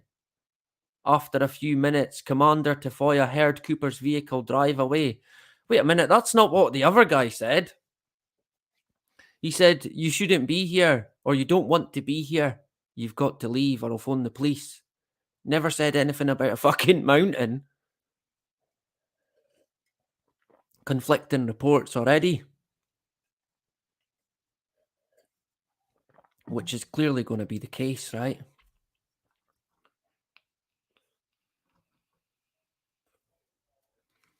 Commander Tafoya heard Commander Womack say, quote, he's moving, close quote. Commander Tafoya pulled the blanket off himself and the other SRT members in the truck bed. They were nice, they were all tucked up in the bed with their blanket and their guns. Fucking sick bastards, right? I mean, I kind of feel for Bill Cooper. I genuinely don't think the guy was a shell. I mean, I don't ever rule out people being manipulated by the hidden hand without them knowing. I mean, we can't rule that out. No matter what you think, we simply might not know. But I don't think Bill. I don't think he had a bad bone in his body, to be honest. So they're all tucked up in the bed, right? With their blanket. Commander Tafoya looked up from the truck bed and saw Cooper's vehicle speeding away to the south. Commander Tafoya watched Cooper's vehicle drive southbound. Commander Tafoya saw the TAC van with headlights and emergency lights activated, positioned south of Cooper's vehicle. Yeah, we covered that. Obviously, there's going to be similar bits and reports. Almost identical. And it's like, fucking hell. They've just changed a few bits, even though they're different units. It's practically the exact same. Which is, yeah, a bit of a giveaway.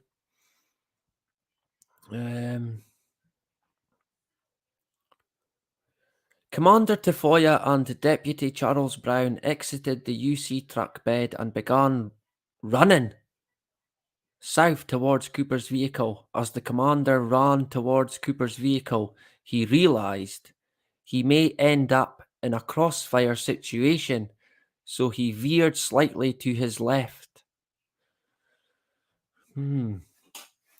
Commander Tafoya got within 20 to 30 yards of Cooper's vehicle when it accelerated around the TAC van to the west and proceeded south on the driveway.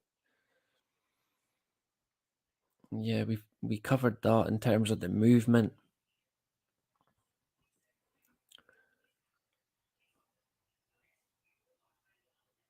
Commander Tafoya got within an estimated 40 to 60 yards of the UC vehicle when he saw Cooper stop and flash, and a flash even, at Cooper's right side. At about the same time, Commander Tafoya heard gunshots. Commander Tafoya described the shots as two initial shots, a brief pause, and a third shot followed immediately by a succession of shots. Commander Tafoya thought the first shots sounded like they came from one weapon, while the rest of the shots came from a larger caliber weapon.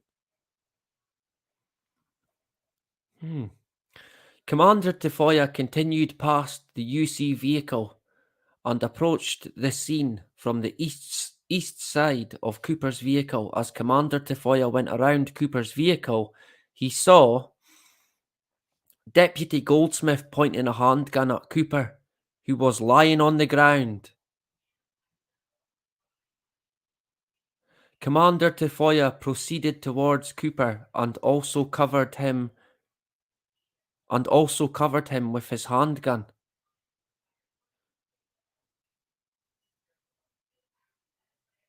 Commander Tafoya did not know Deputy Marinez had been shot at this point. Yeah, but I mean, how did he fucking miss it? Honestly. He was literally right there. Commander Tafoya said Cooper was lying on his left side and he saw movement in Cooper's hand. Commander Tafoya observed a silver metal revolver in Cooper's hand. Commander Tafoya removed the revolver from Cooper's hand and placed it on the ground to the east of Cooper. Is that what you would do?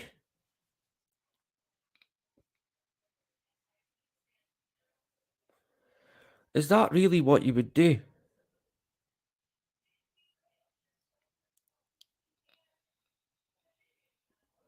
I don't think it is, to be honest. Surely it would be... I mean, yeah, you'd maybe kick it out his hand. Would you even be touching it? I mean, if the guy's lying dead, I guess you'd maybe kick it out his hand, right? Kick it out the way.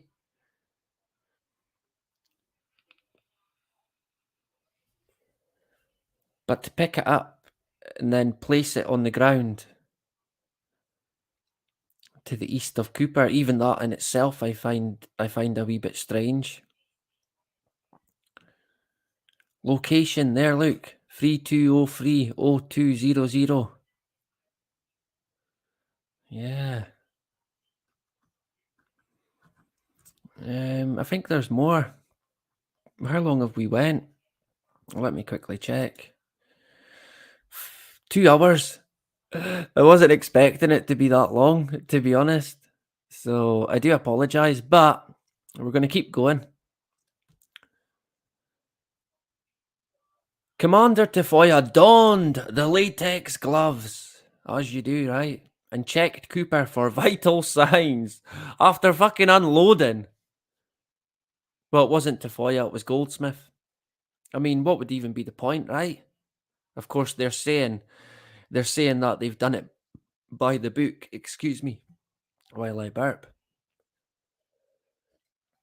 and get a drink.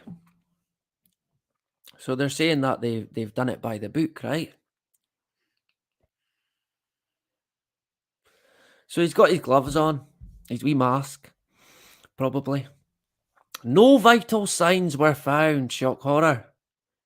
And it appeared Cooper was suffering from a gunshot wound to the head. Yeah, and what did Goldsmith say that he done?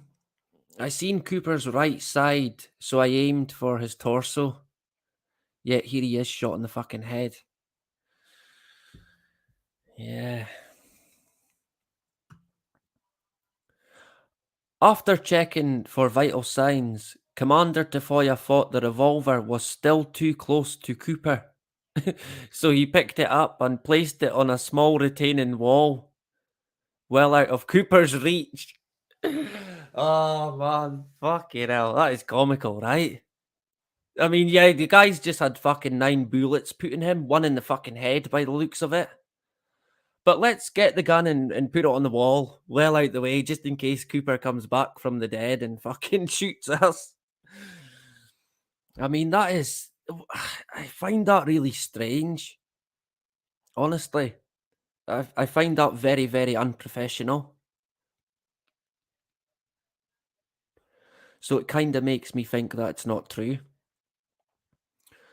Or there's more to it. Maybe Bill never even had a gun. I think that would might even be more to the case. I'm unsure if Bill actually carried a gun on him.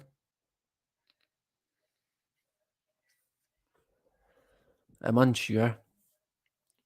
He might have, going by the person that he was, and he certainly liked his weapons. The Americans seem to have a fascination with firearms, which is quite strange to people in the UK.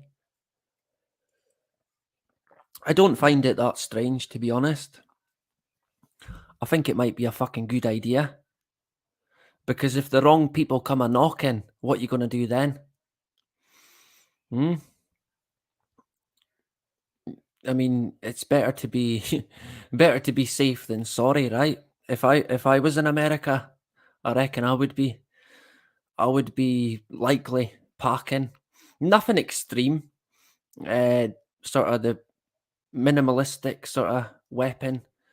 I don't know, a 9mm maybe, and yeah, that would probably do the trick, right? Sawn-off shotgun. Oh man, I'm gonna get a knock on the door now. Talking about 9mm. Yeah, maybe I've got a license for a shotgun. Yeah, maybe I have, maybe I haven't. Who knows, right? You never know. You just never know. So, where did we get to before we went off on one there? Oh yeah, the gun on the wall. Oh man. So they put it well out of Cooper's reach in case he was like some sort of superhuman zombie. They fucking moved it to the next county. Oh man, it's well out the way now. Commander Tafoya heard deputies saying, quote, "Rob, are you okay? Rob, are you okay?" Fucking parrot. Commander Tafoya looked to his right and saw Deputy Marinez lying on the ground. Oh, that guy, yeah. Commander Tafoya approached Deputy Marinez, who was being attended even by Deputy Goldsmith.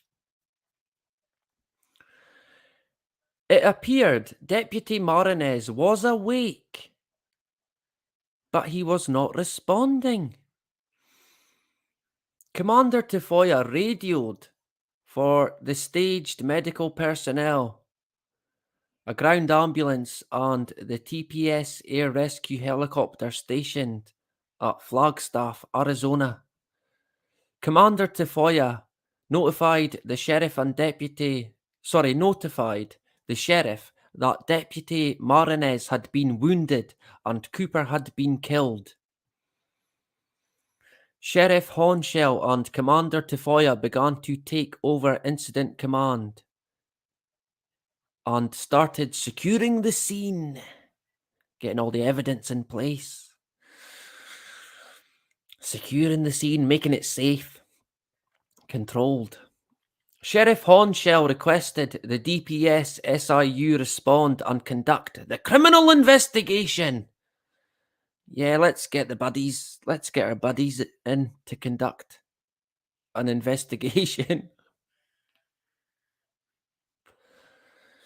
Yeah. While making incident assignments, Deputy Goldsmith walked up to Commander Tafoya and asked what he should do with his service weapon. Commander Tafoya observed the Colt .45 caliber semi-automatic handgun in Deputy Goldsmith's holster. Deputy Goldsmith's weapon had the slide locked to the rear with a magazine in place.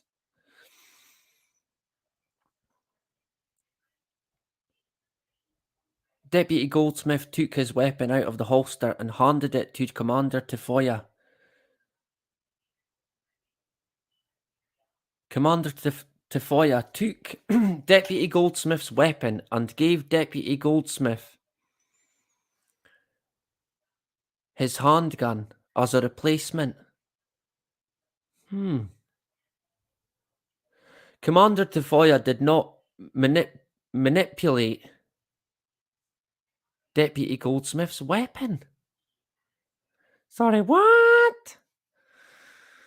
Had to get that in there, right? I'm unsure as to why that. I mean, yeah, I guess they've got to take everything, note everything down. But I'm unsure as to why they've put that there.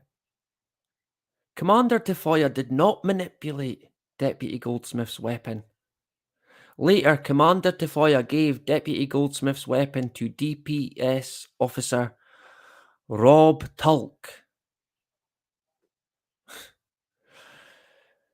Oh, man. For safekeeping. Could he not look after it himself? I mean, do these things not get put on an evidence bag and kept? Why is it being fucking handed about like something that no one wants? A shitty nappy, basically. The murder weapon. If it was that.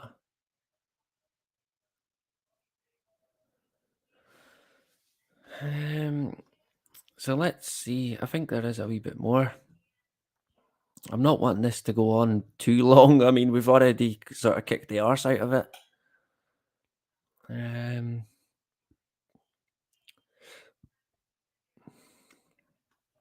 Let me see.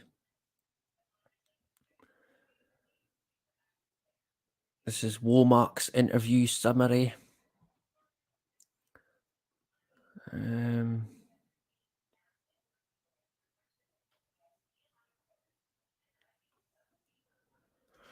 Yeah. On November the 5th, 2001, at 1000 hours, Commander Womack said he attended a supervisor's meeting. Commander Womack said during the meeting they discussed how to handle the situation with Cooper and what tactics should be utilized to effect an arrest. Commander Womack said it was decided during the meeting to have a training mission at 1800 hours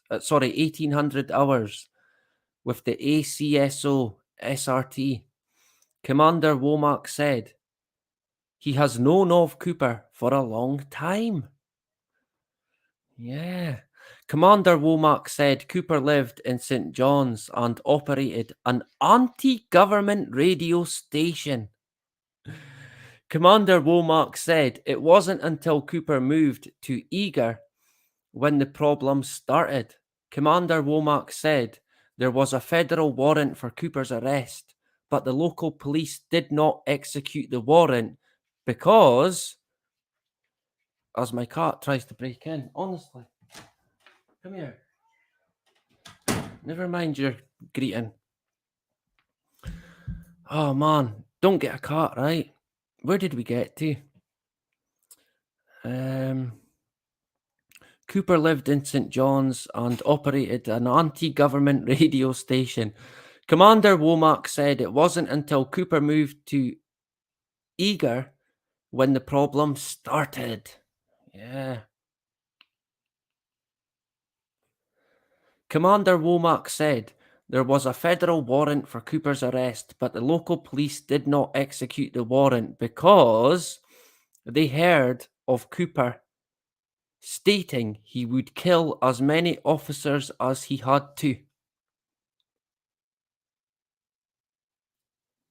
I think he did say that. So, I mean, yeah.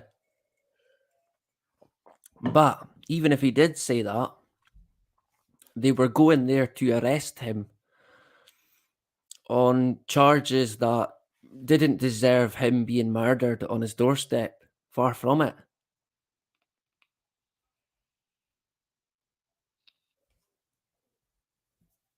But he did say, I think he basically said he would not be taken alive. So he might have known that his time was up.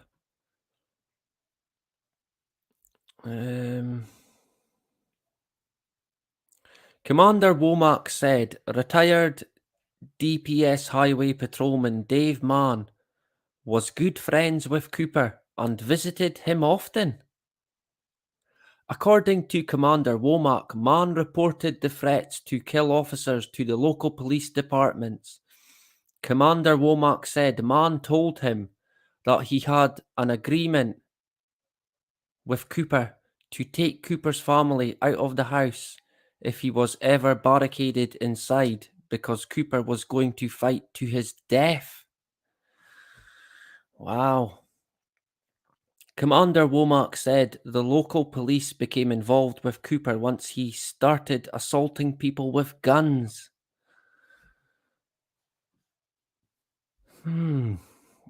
Interesting that, right? Surely it was the police's duty, no matter what they had heard Cooper saying, to execute the warrant, if it was indeed the law to do such, rather than these special tactical units.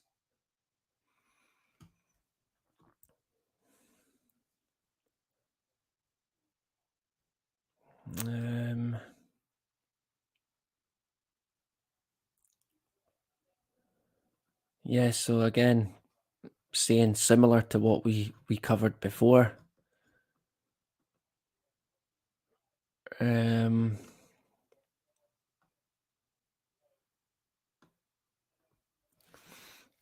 Commander Womack said he was to be in civilian clothes and assigned to drive his personnel pickup to the property north of Cooper's residence. Commander Womack said Deputy Avila was assigned to accompany him wearing civilian clothes. So they were clearly going to trick the guy. There was no fucking... I mean, they talk about there saying the guy said, "It's the sheriff, stop." Well, why didn't they fucking say that straight away? Why did they go in undercover? Why hide it? I mean, they clearly wanted to instigate a situation rather than just turn up and telling Bill who they were.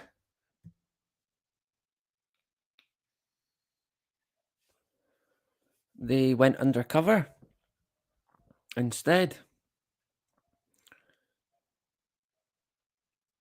Commander Womack said his pickup was a tan 1989 Chevrolet pickup. The pickup had no police markings on it. Yeah. Shock horror. Commander Womack said the plan was to see if Cooper approached him. If Cooper did approach him, ACSO SRT deputies Goldsmith, Marinez, Brown, and Tafoya, who were lying on the bed of the pickup, would arrest Cooper. Yeah. Commander Womack said he would give the arrest signal by asking Cooper, quote, "What can I do for you?" Close quote. So they clearly made Cooper aware as to who they were, right? Sure. So he gave the signal, "What can I do for you?" And that was it. That was the signal to go. That was the takedown. So if anyone ever walks up to you and asks, "What can I do for you?" you might want to duck for cover. Fucking bullets come raining in.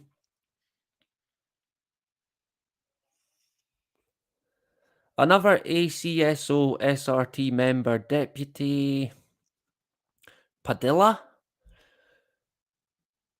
who was lying on the floorboard of the pickup, was to eliminate Cooper's dog, which was known to be which was known to attack and be trained and vicious.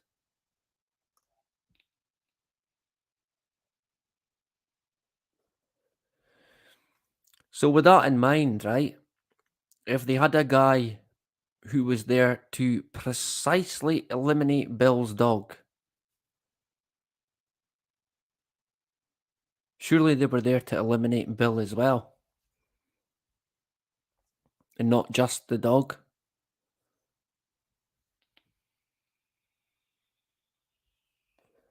It was quite a big dog, from what I could see. I'm unsure if it was trained. It might have been. But that guy was there for that precise reason, to take it fucking out. And the rest of them were there for another precise reason, to take fucking Bill out. And I don't mean for a 3-course meal.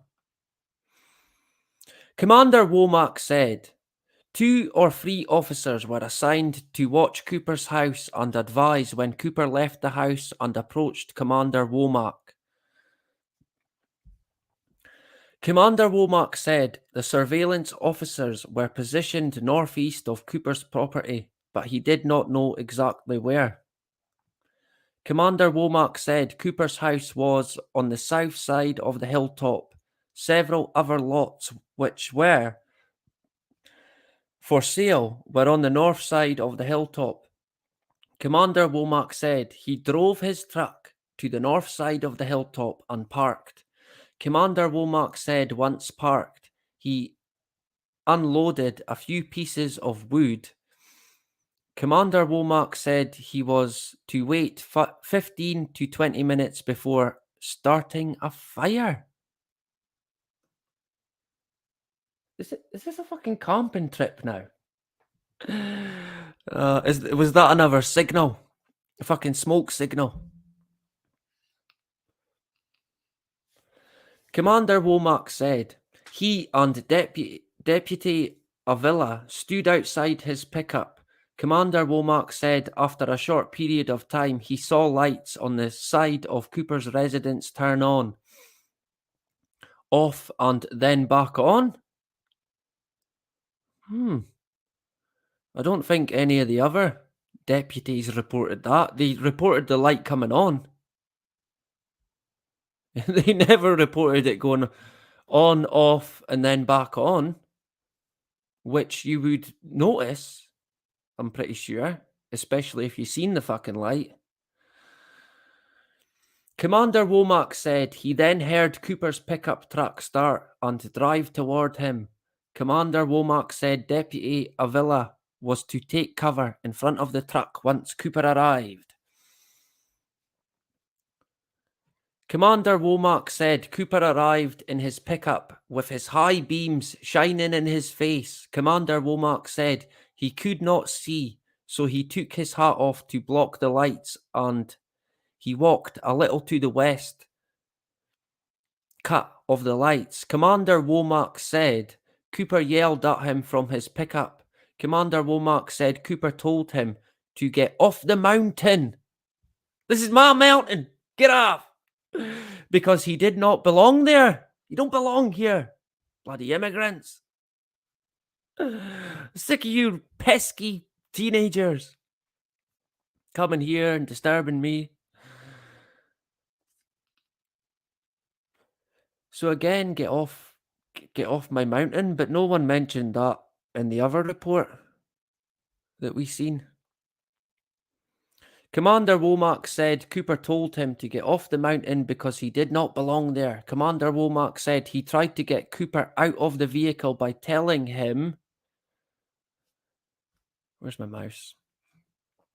He could not hear him.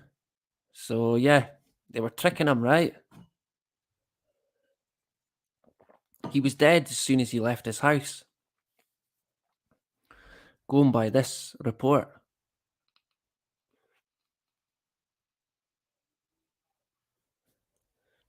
I also kind of struggle to believe that Bill Cooper would say, "Look, if you don't leave, if you don't leave in 10 minutes, I'm gonna call the police." I think he would say, "Look, if you don't leave in 10 minutes, you're gonna fucking regret it." I can't see him saying that he would phone the police. I just can't. I could be wrong. I see Carmel is in the hood. Late again. It's gonna have to be press ups, I think. We're gonna go with 50 tonight, so let me know when you're done. I might issue more. 50 press ups for being late. I mean, talk about being late. We started hours ago. Where have you been? What have you been doing? So yeah, press ups have been issued. I think there's another bit that I want to cover, and then we'll think about maybe wrapping it up. It's cracking on, right? Let me see. You'll have to bear with me a sec. Commander Womack said, As he drove around the SRT truck, he saw a deputy lying on the ground. Commander Womack said he did not know if Cooper had shot the deputy or ran him over with his truck. There seems to be an awful conflicting report going on here. I mean, how could he have been confused? The 3 people involved in the shootings were in close proximity. I don't think you could have thought that the guy got run over, but I could be wrong. So he was unsure. Commander Womack said he pulled his pickup to a stop behind Cooper's pickup, which was parked in front of his house. He pulled his pickup to a stop behind Cooper's pickup. Would that not be roundabout where he seen a guy lying, though? Maybe it was.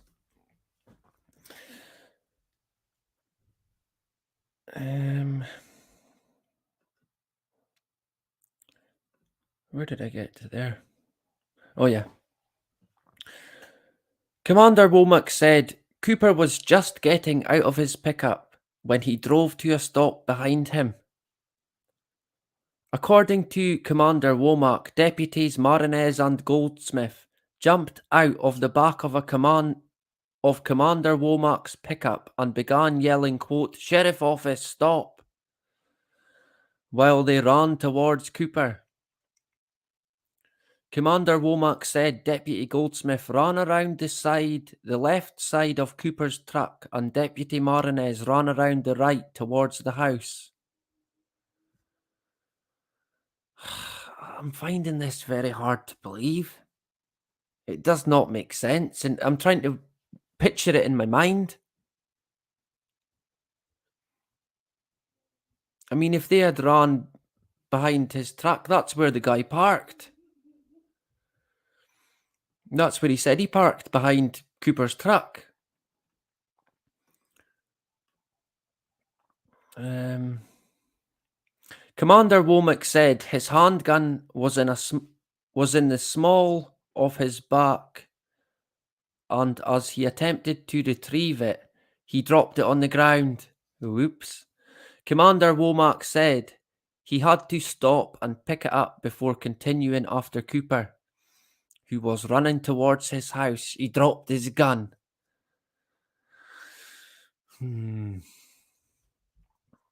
Commander Womack said Deputy Marinez approached the front yard of Cooper's house from the north and Deputy Goldsmith approached from the southeast. Commander Womack said Cooper was in front of Deputy Goldsmith. So, I mean, Cooper would clearly be able to see the guy when he turned round, right? Commander Womack said he saw Cooper extend his right arm towards the north and saw 2 or 3 flashes from his hand. Commander Womack said he saw something in Cooper's hand, and when it flashed, he said he knew it was a gun. Commander Womack said Cooper was about 15 to 20 feet. Yeah, they're getting that one right, aren't they? They're all good at their fucking judgments of distance. Funny, it's all the same. You'd think that would be give or take some differentiation, but there you go. So Cooper was about 15 to 20 feet away from Deputy Marinez when he began shooting. I find that hard to believe again.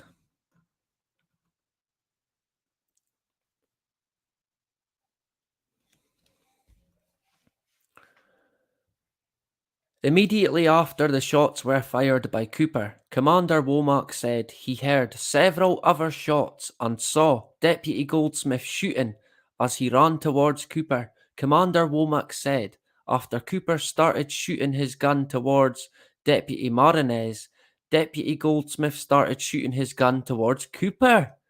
So you can get a picture in your head, right? sort of shooting triangle going on. But seemingly Cooper only went for Marinez, even though it's Goldsmith that's shooting at him.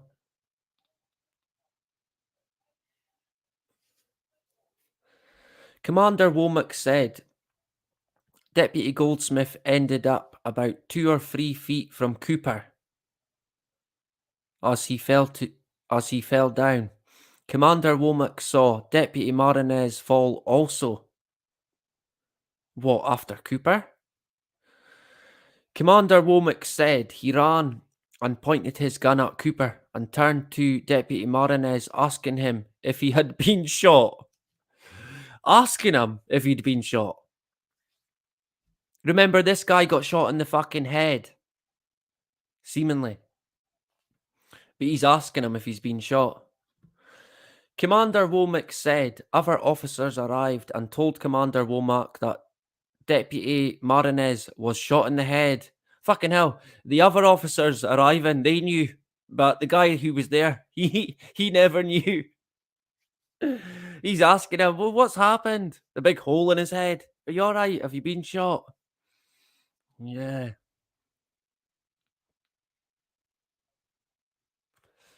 Shot in the head. I mean, you can't miss that, right?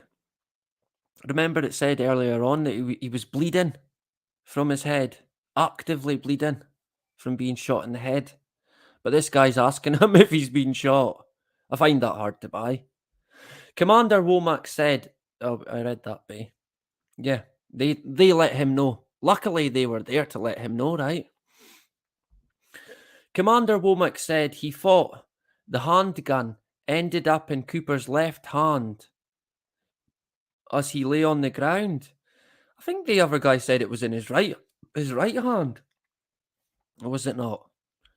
I'd have to check back. Maybe not. Commander Womack said Commander Tafoya checked Cooper for a pulse and removed the handgun from Cooper's hand and moved it about 1 foot away. No mention of a wall or anything like that there. Commander Womack said he asked Commander Tafoya to move the handgun further away from Cooper. Commander Womack said Commander Tafoya put the gun on top of some rocks. Oh, fucking hell. Honestly, I mean, come on. On top of a rocky fella? I'm sorry, but no. I mean, originally they said it was on a wall. Now it's on a pile of rocks, a fucking gun that's been used in a crime scene. Yeah, we'll just put it here on top of these jaggy rocks. It's like something out of a cartoon, that, right? I mean, how unprofessional was that? I simply don't buy it, I'm afraid. Yeah, put it on top of some rocks, of course. Yeah. Commander Tafoya found no pulse on Cooper. Shock horror. I mean, he's only got fucking 9 bullets, one in his fucking head. Commander Womack said emergency medical technicians worked on Deputy Marinez. Commander Womack said his attention remained on Cooper. He was obviously there to make sure the guy, Cooper, was no more. Sergeant Steve Brown interview summary. Oh, there we go. So now we're getting a Steve Brown summary.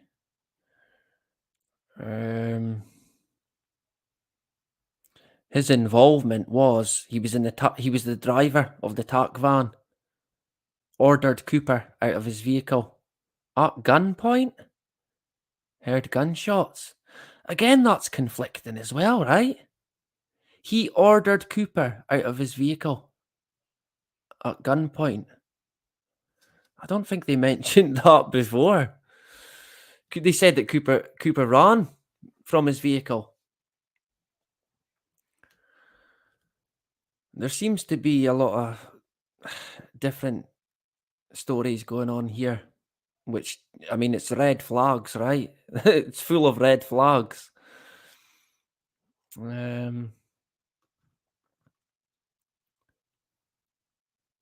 Let me see.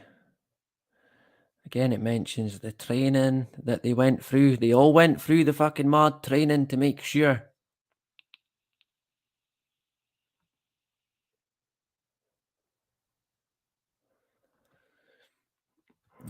I want to see. There's another bit that I want to show you.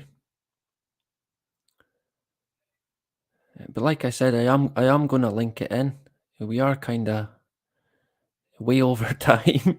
I'm sorry if I'm holding anyone back, right? But there is, as you can see, it's quite extensive.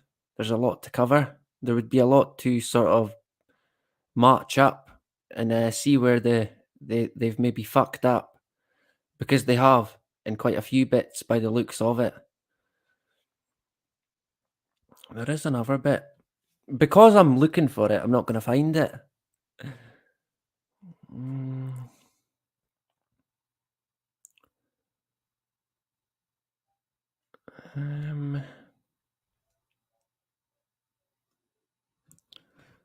Right, let's go on a wee bit more.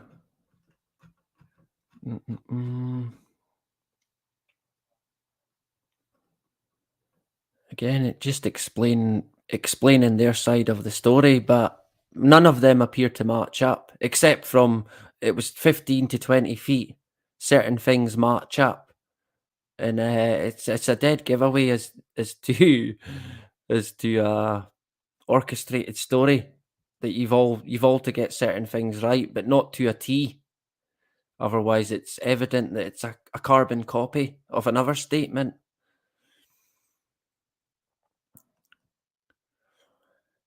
So the guy, Sergeant Brown, let's see if we can see some of what he said.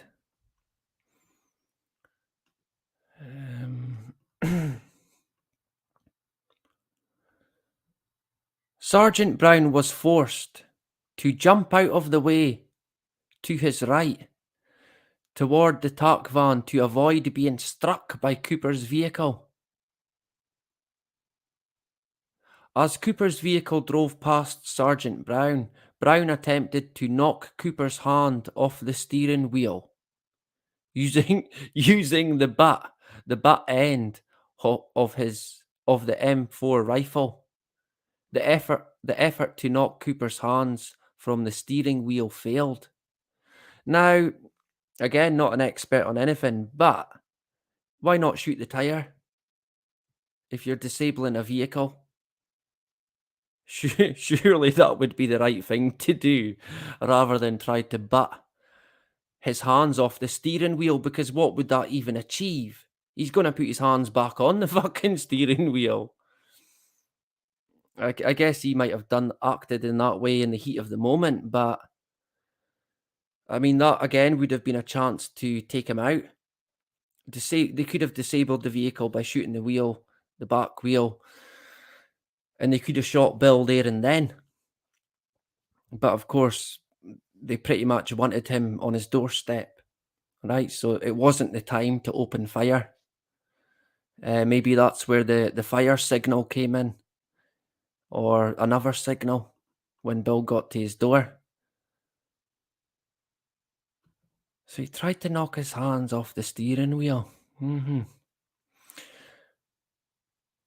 As Cooper's vehicle continued past Sergeant Brown, Brown attempted to reach into Cooper's vehicle and knock the gear shift out of gear. Oh man, fuck. How much time did this guy have? So he's tried to butt his hands off the wheel, and he's also tried to shift the gear stick while Bill Cooper's driving away. I kind of find that hard to believe as well, to be honest. Maybe it's just me. But his efforts failed. During Brown's repeated attempts to stop Cooper, the magazine in his M4 rifle fell apart, causing 223 caliber live rounds to fall out of the magazine and onto the dirt driveway. Really?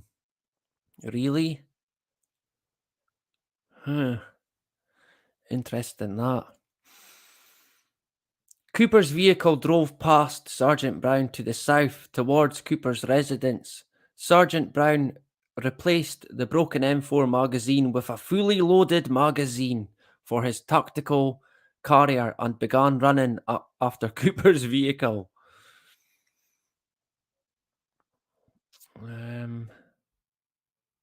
Sheriff Hornshell instructed Brown to stop running and retrieve the TAC van. Sergeant Brown turned around, ran to the TAC van, effected a U-turn and proceeded south after Cooper.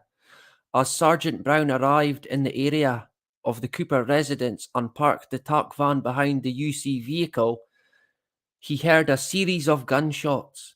Sergeant Brown described the shots as coming from 2 different caliber weapons, one small and one large. Again, a carbon copy of what was said. I mean, for me, it's a red flag.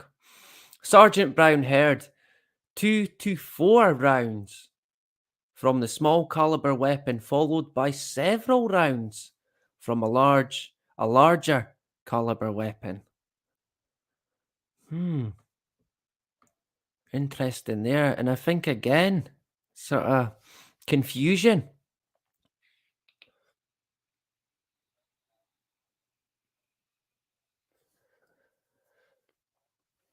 Lots of confusion going on. And it doesn't take much to confuse me, to be honest, but there you go. So let me see. There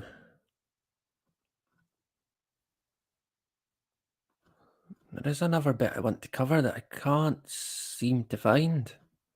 So I've likely missed it, but I'll try and sort it.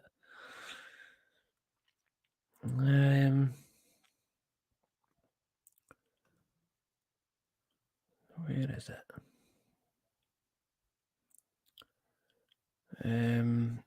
This is Hornshell's, I think, his report. And again, just mentioning very similar accounts. And of course, the planned one, which was for September the 11th, but something seemingly happened then on September the 11th, 2001. Yeah, I think it was the guy Bin Laden, right? From a cave in Afghanistan. Do you know Bin Laden? I mean, surely you all know about the Bin Laden family, right? Billionaires. The construction Bin Laden company. And Bin Laden, the house that Bin Laden stayed in, as far as I can see, he stayed there his whole life. Even when he was seemingly the most wanted man in the whole wide world, even in the universe. Even in the exoplanets, they were looking for fucking Bin Laden. They had their telescopes looking for him. They couldn't find him. No one could find him. What about the SAS? Nope, couldn't find him. But when you look at photos from before he was wanted and when they got him, he was in the same fucking house. He's in the same compound. So he was been in the same place all along. Just a puppet. Bin Laden. CIA agent. Lots to get into with 9/11. That is for sure. So let me see.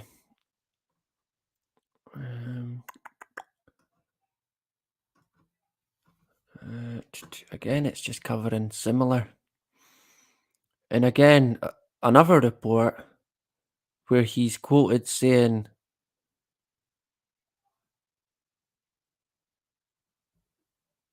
oh wait, this is Hornshell. And he shouted, "Sheriff's office, put your hands where I can see them." So they're all shouting at Bill, "Sheriff's office, stop." But they couldn't say that from the start when they should have said it. That would be the right time to say it. They instigated the scenario. They knew exactly what would happen. They had Bill. They had Bill basically in the palm of their hand. They could have shot him at any moment, but he was done as soon as he left his house to investigate what was going on. He was finished.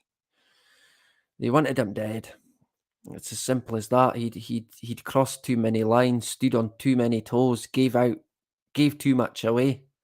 Although a lot of the majority of stuff that he did cover, you can find yourself if you look hard enough. And I know I'm pretty much preaching to the choir here because we're all, well, the people who follow this channel, I mean, they know a lot more than me, that is for sure. Let me see if I can find this quote. I'm not going to find it because I'm looking for it.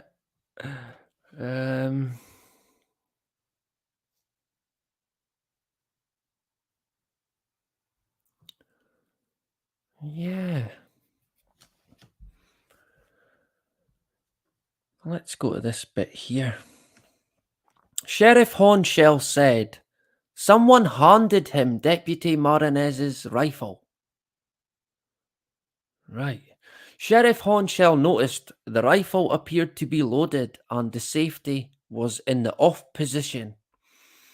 Sheriff Hornshell maintained custody of Deputy Marinez's rifle until Deputy Marinez was taken from the scene in an ambulance, unlike Bill, of course.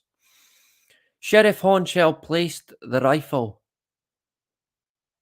on an abandoned vehicle or box in Cooper's front yard and assigned ACSO deputy to maintain visual control of the rifle.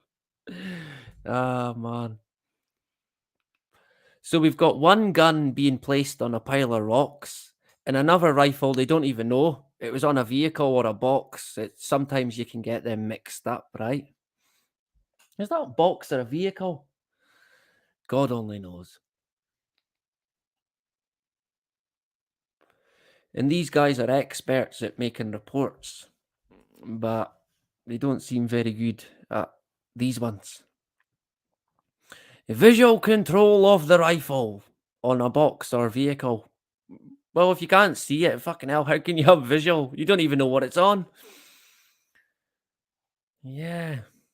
Sheriff Hornshell confirmed the weapon belonged to Deputy Marinez. Sheriff Hornshell put the safety in the on position and instructed Deputy Wood to secure the rifle in the front seat of the TAC van. I mean, surely that would be part of an investigation and it would need to be treated as evidence. And why did the guy Marinez not shoot back if he had a loaded fucking rifle in his hands that the safety was off?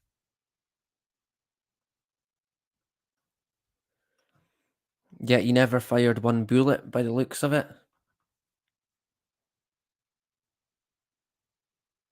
Sheriff Hornshell said, based on Cooper's alleged prior actions and current intelligence information, it was clear Cooper would pose a high-level threat to his deputies during any attempt to take him into custody.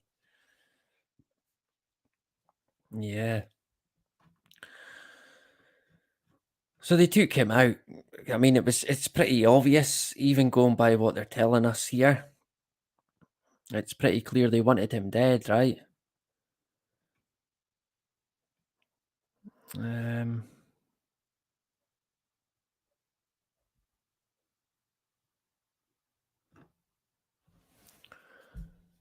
Who have we got now? Sergeant Thorne. Sergeant Thorne. A thorn in the side of Bill Cooper. Sergeant Thorne advised other officers that the suspect's vehicle was moving. An SRT vehicle accompanied by Sheriff Hornshell, Sergeant Brown, Deputy Chris Oakes, and John Poe approached and attempted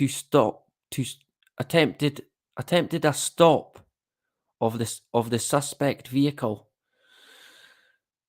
The SRT van had its emergency lights in operation. Yeah, of course it did. They couldn't do that from the start, though. Why not?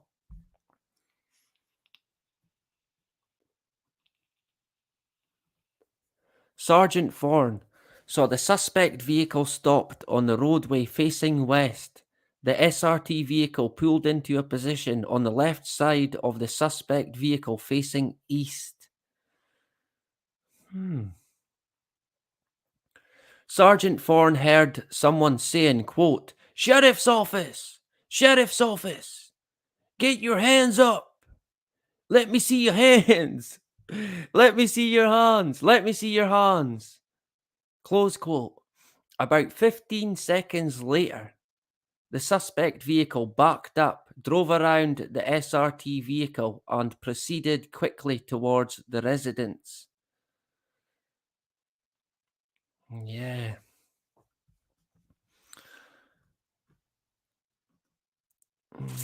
Let me see. How far? We're almost at the end of it, actually. There is another bit that I wanted to point out. It's only if I can find it. Oh man, hopefully I can. It is an interesting read. If anyone's interested, I am going to link it in. I have put it in the chat, but I will put it in the comments when it's finished, and you can have a look at it.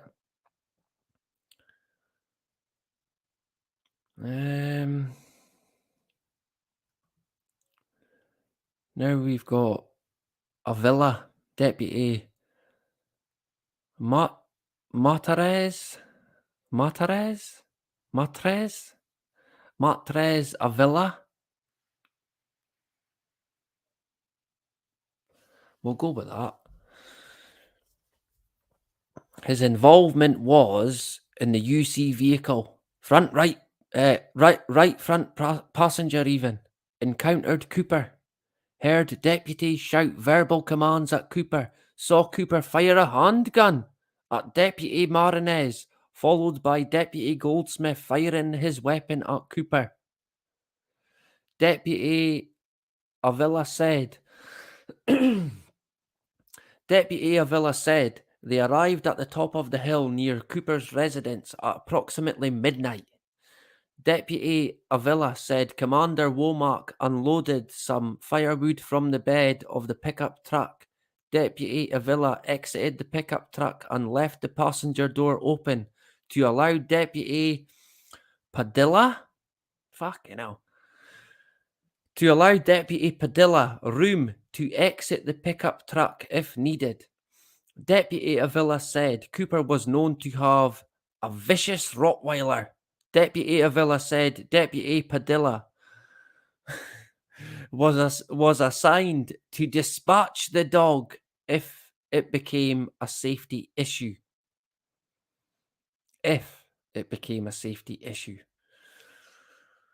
Yeah. Deputy Avila said she and Commander Womack were standing at the front of the pickup truck, deciding if they were going to start a fire. Deputy Avila said approximately 10 minutes later, she heard Cooper's pickup truck engine start and observed the headlights turn on. Deputy Avila moved behind the hood of the passenger side, even, near the door, while Commander Womack moved into a clearing on the driver's side of the pickup truck. Deputy Avila said Cooper started to drive towards Womack when she thought Cooper noticed her because he positioned the headlights of the pickup truck on both of them. Deputy Avila said Cooper drove up to Commander Womack and started yelling at him to get off the property. Not the mountain. Deputy Avila said Commander Womack asked Cooper if the property belonged to Cooper. Now we've got another different conversation going on. Yeah. Cooper told Commander Womack, quote, "No," close quote, but continued to tell them, to leave the property and that they did not belong there. Deputy Avila said Commander Womack told Cooper, quote, "We wanted to build a fire and talk," close quote. Deputy Avila said Cooper began to scream at them and asked if he needed to, quote, "call the cops," close quote. I can't see Bill saying that, to be honest. Deputy Avila said Commander Womack was trying to lure Cooper out of his vehicle, but he never did. Deputy Avila said Cooper told them, quote, "I'm going to give you 10 minutes to get off this property or the cops are going to be here," close quote. Yeah. Again, the quote of Sheriff Office, or this time freeze. Sheriff's Office, stop. Yeah.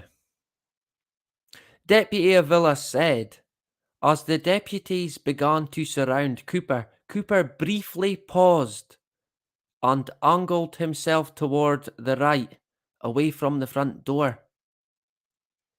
Deputy Avila said Cooper discharged a pistol very quickly, at least 3 times without saying a word at Deputy Marinez.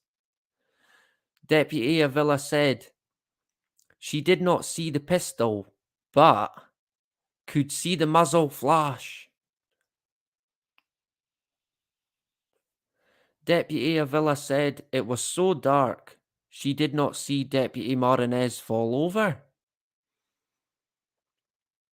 What, so she couldn't see him? But she knew he was there, right? Deputy Avila said she did not know how far Deputy Marinez was standing from Cooper at the time of the shooting, but believed Deputy Marinez was standing closest to Cooper. So here we've got another officer, deputy, on the scene, but it's that dark she can't see anybody. Yet everyone else seemed to have a good grasp of distance, even though it was pitch black, although one of them said it was illuminated because of the car lights, the headlights. So which was it? Was it pitch black or was it illuminated?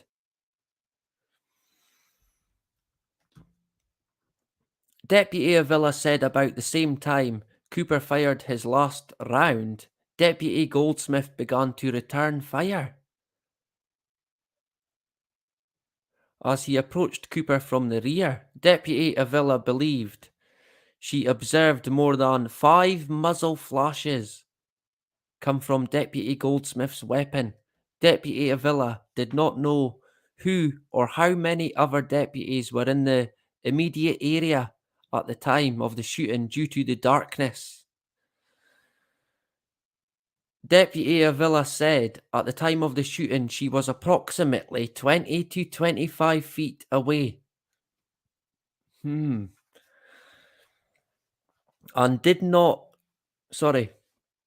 she was approximately 20 to 25 feet away and did not have any visual obstructions other than darkness. What about the lights?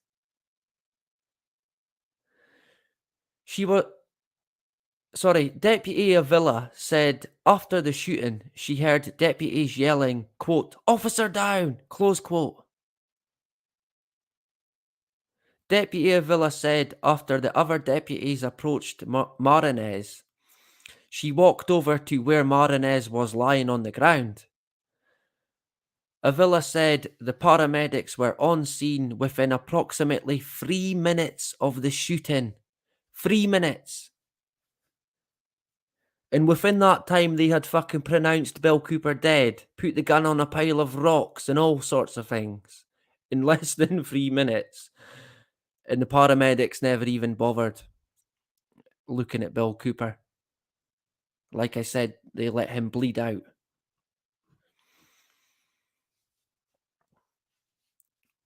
Deputy Avila said she was told by Commander Tafoya after the paramedics were on scene that Cooper was, quote, 10:07, out of service, and directed her to note the time, which was 20 past midnight.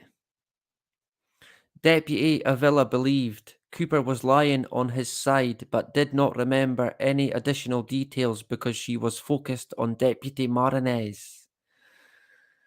Yeah. No fault for Bill, of course. Let me see if I can quickly get this bit that I'm looking for.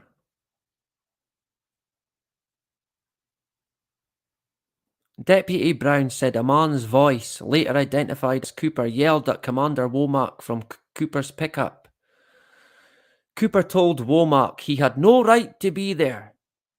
Deputy Brown said Womack asked Cooper if it was his property, and Cooper said it wasn't. Deputy Brown said Cooper yelled at Commander Womack, telling him it was not his property either. So he needed to leave. Deputy Brown said the conversation between Cooper and Womack went on for several minutes. Deputy Brown said Cooper told Commander Womack he had 10 minutes to leave or he was going to call the cops. Yeah.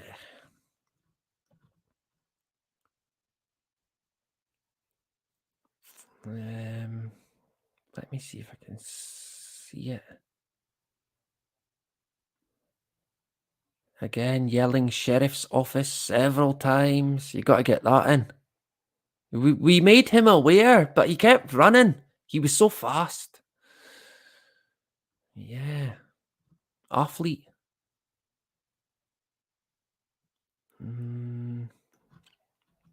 Confusion over how many muzzle flashes as well. You'd think you'd remember that quite clearly in the dark. Flash. Was there one? Was there two?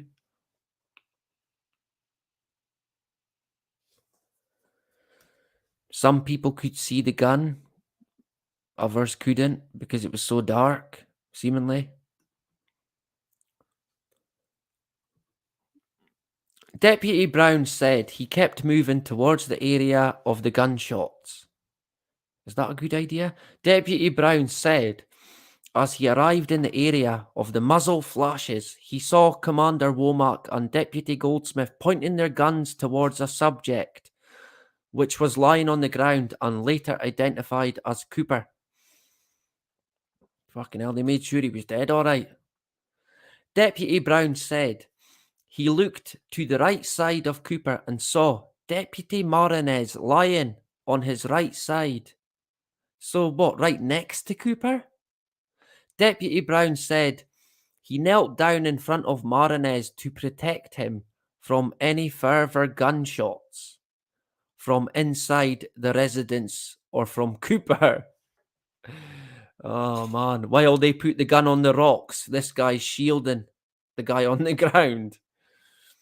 Deputy Brown asked Deputy Marinez where he was hit. Sorry, what? Well, we all know where he got hit. And we weren't even there. Surely this guy who's looking over him, I guess maybe if it was dark. But again, what about the lights? It was seemingly well illuminated, the area. Yet he's asking the guy where he's been shot, who seemingly got shot in the fucking head and was bleeding actively from it. Conscious but not speaking. Yet here's Deputy Brown. Have you been shot? Where did you get hit? Where have you been hit? In my fucking head, mate. I'm bleeding out. Quickly put a cork in it. A bandage, I don't know. Wrap him up like a fucking mummy. So he's asking him, where was you hit? Marinez was unable to speak. Brown said several other deputies were immediately at the scene and were attending to Marinez.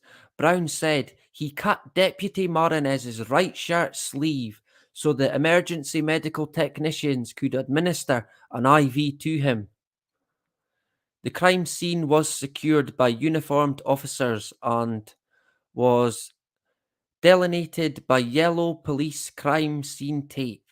The crime scene was situated on top of a hill and included Cooper's residence.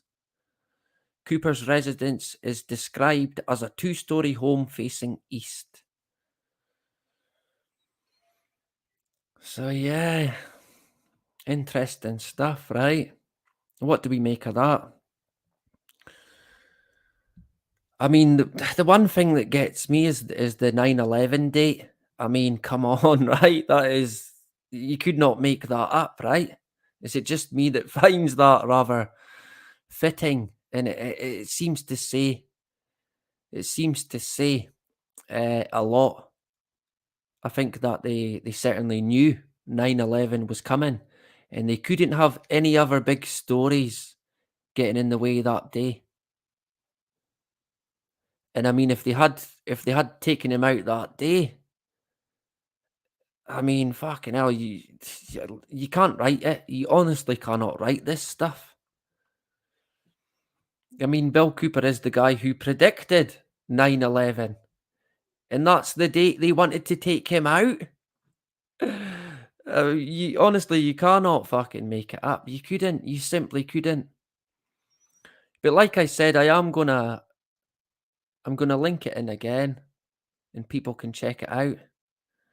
Yeah, and it rained that night as well. The scene was wet and muddy because of a recent rainstorm, and a light rain was falling as Detective Wood reached the crime scene. Detective Wood observed miniature orange cones and placards placed in the crime scene by SIU detectives to identify evidentiary items. Detective Wood was informed 4 weapons and 18 spent casings were seized during the crime scene investigation. 18?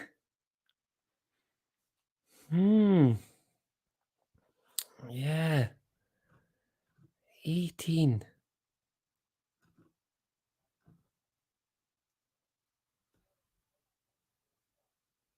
What gun did Bill have again? It was was it the, I can't even remember. Oh yeah, it was the Smith & Wesson. 1.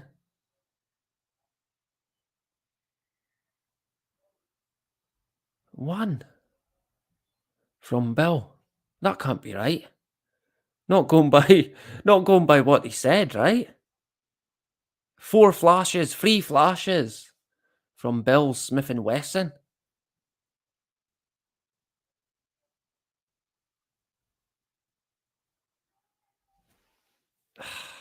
I mean, that can't make sense, right?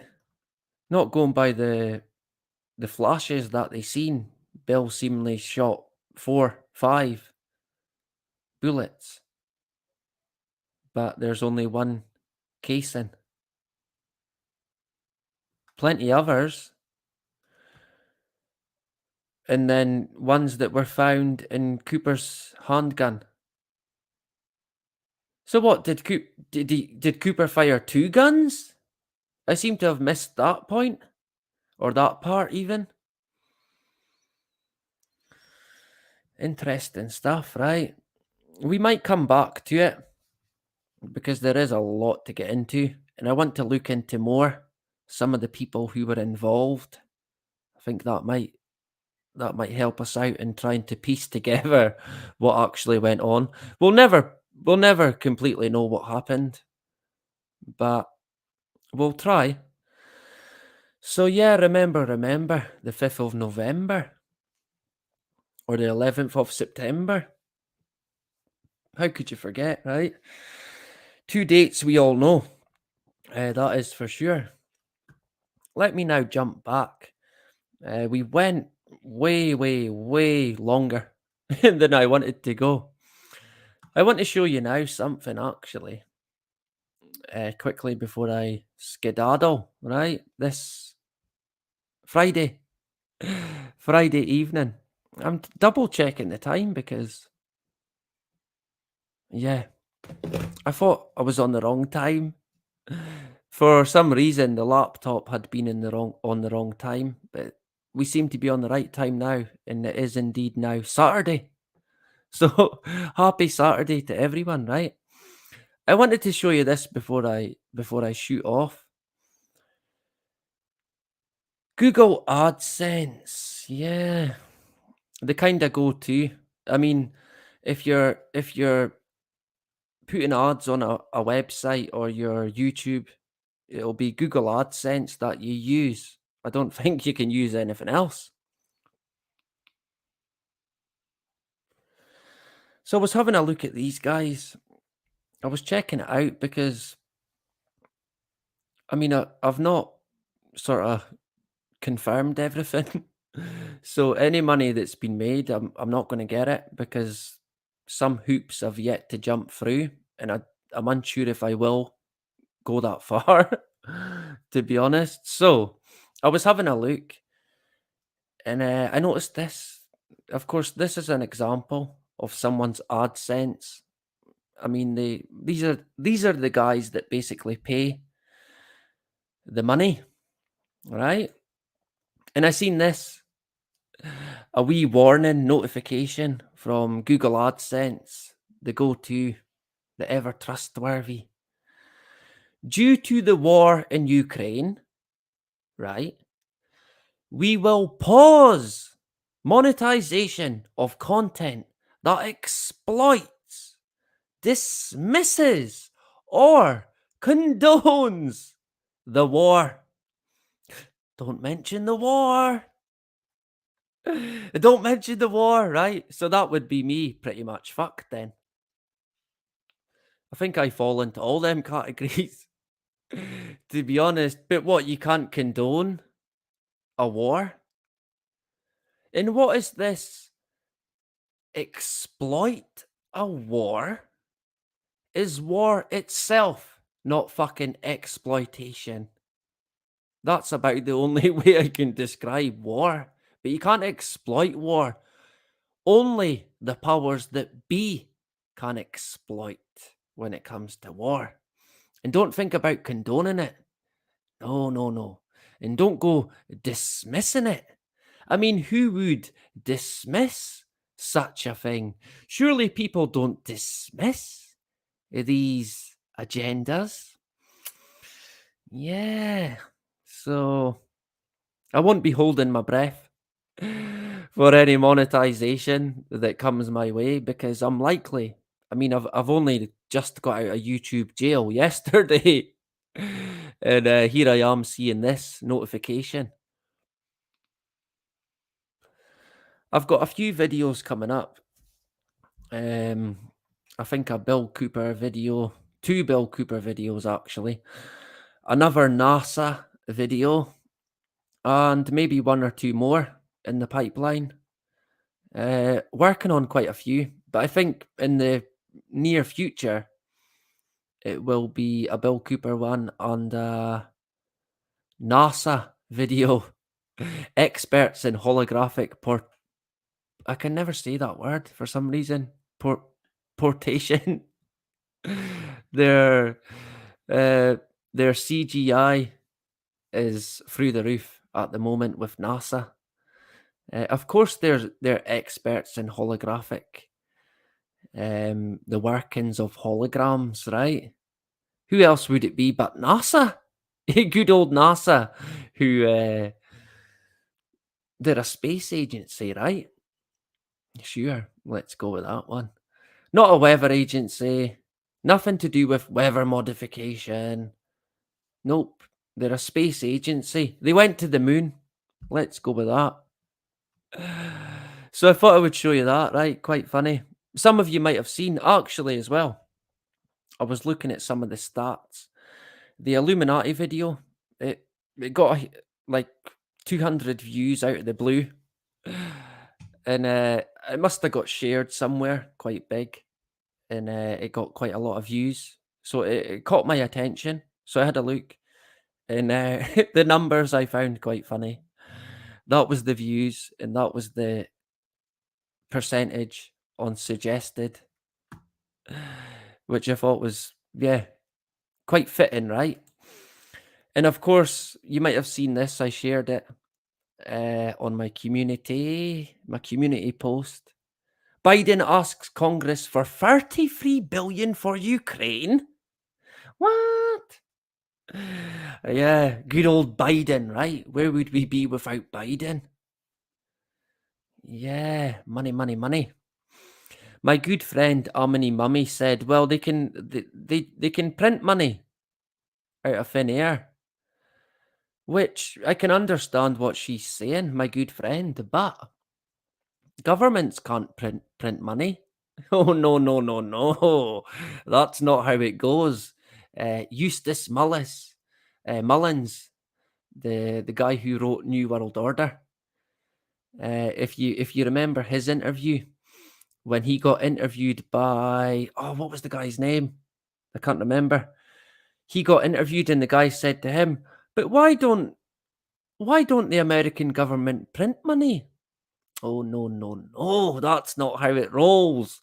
Yeah, money can be printed out of fucking thin air, but only by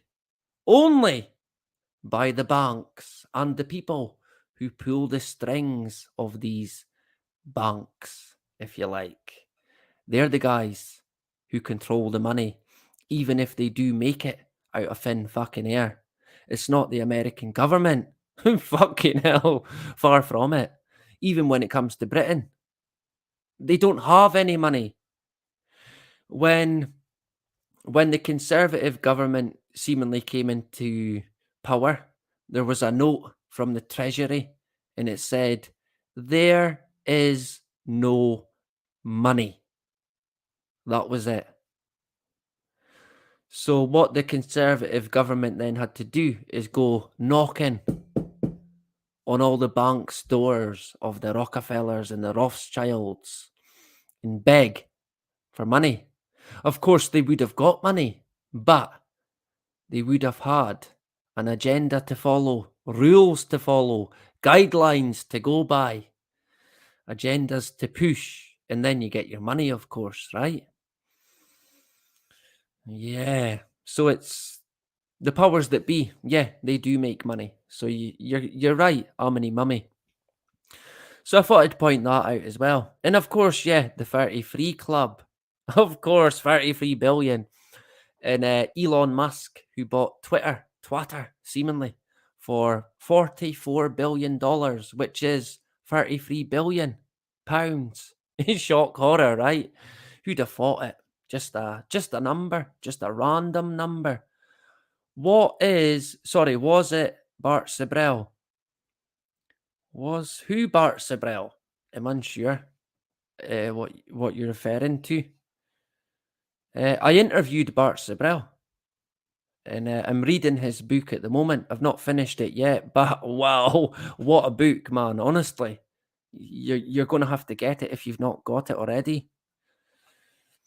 Our children, grandchildren, and great-grandchildren and beyond will be paying off this insane debt. Yeah, I mean, that's all we all do. I mean, we can't kid ourselves. We're fucking slaves in the beast system. We really are. But it's hard to picture the future for generations to come unless we can put a few spanners in the works and turn the tables, right? We're never going to give up hope. The interview you're telling us about. I'm unsure. You've lost me there. Look, Tony, Anthony, don't confuse me, right? Honestly, it's late. You've confused me. I'm unsure. I don't think it was Bart that I was talking about. To be honest. What did I see, Justine? I don't have a donate. You can join the channel. I think it's $1.99 a month. I think we've got 2 people who have joined it. You get access to a community tab, which is, yeah, I guess it's pretty cool. It kind of gets you gets you a bit closer, seemingly, to the content creator. But I mean, I'm unsure if I'll keep it, to be honest. I mean, it is there, so I guess you could use that for a donation sense, if that's something that you want to do, because I don't currently have a donate button. I don't think you can just simply donate. You can join the channel. I don't mention it enough, to be honest, so it's no surprise that people haven't, but I'd much rather people kept their money, to be fair. We're living in dangerous fucking times, severely dangerous. My best advice would be to keep any money that you've got, but with the money that I am now putting out, the channel is it's under monetization, but I'm not holding my breath. I'm not stupid. There is a high likely chance that I won't even see any money. So I'm not going to hold my breath with that, but I certainly do appreciate the thought. I think there is. I think you can, like I said, you can join, and I'm unsure if you can put a super chat with PayPal. I think you can. I mean, if you wanted to do that, I think you would be the first and probably the last person to ever do it, to be honest. But I'm very grateful for people's time, for their engagement. We get on really well. We have a great community here. We really do. And I'm not referring to myself. I'm referring to the people in the chat.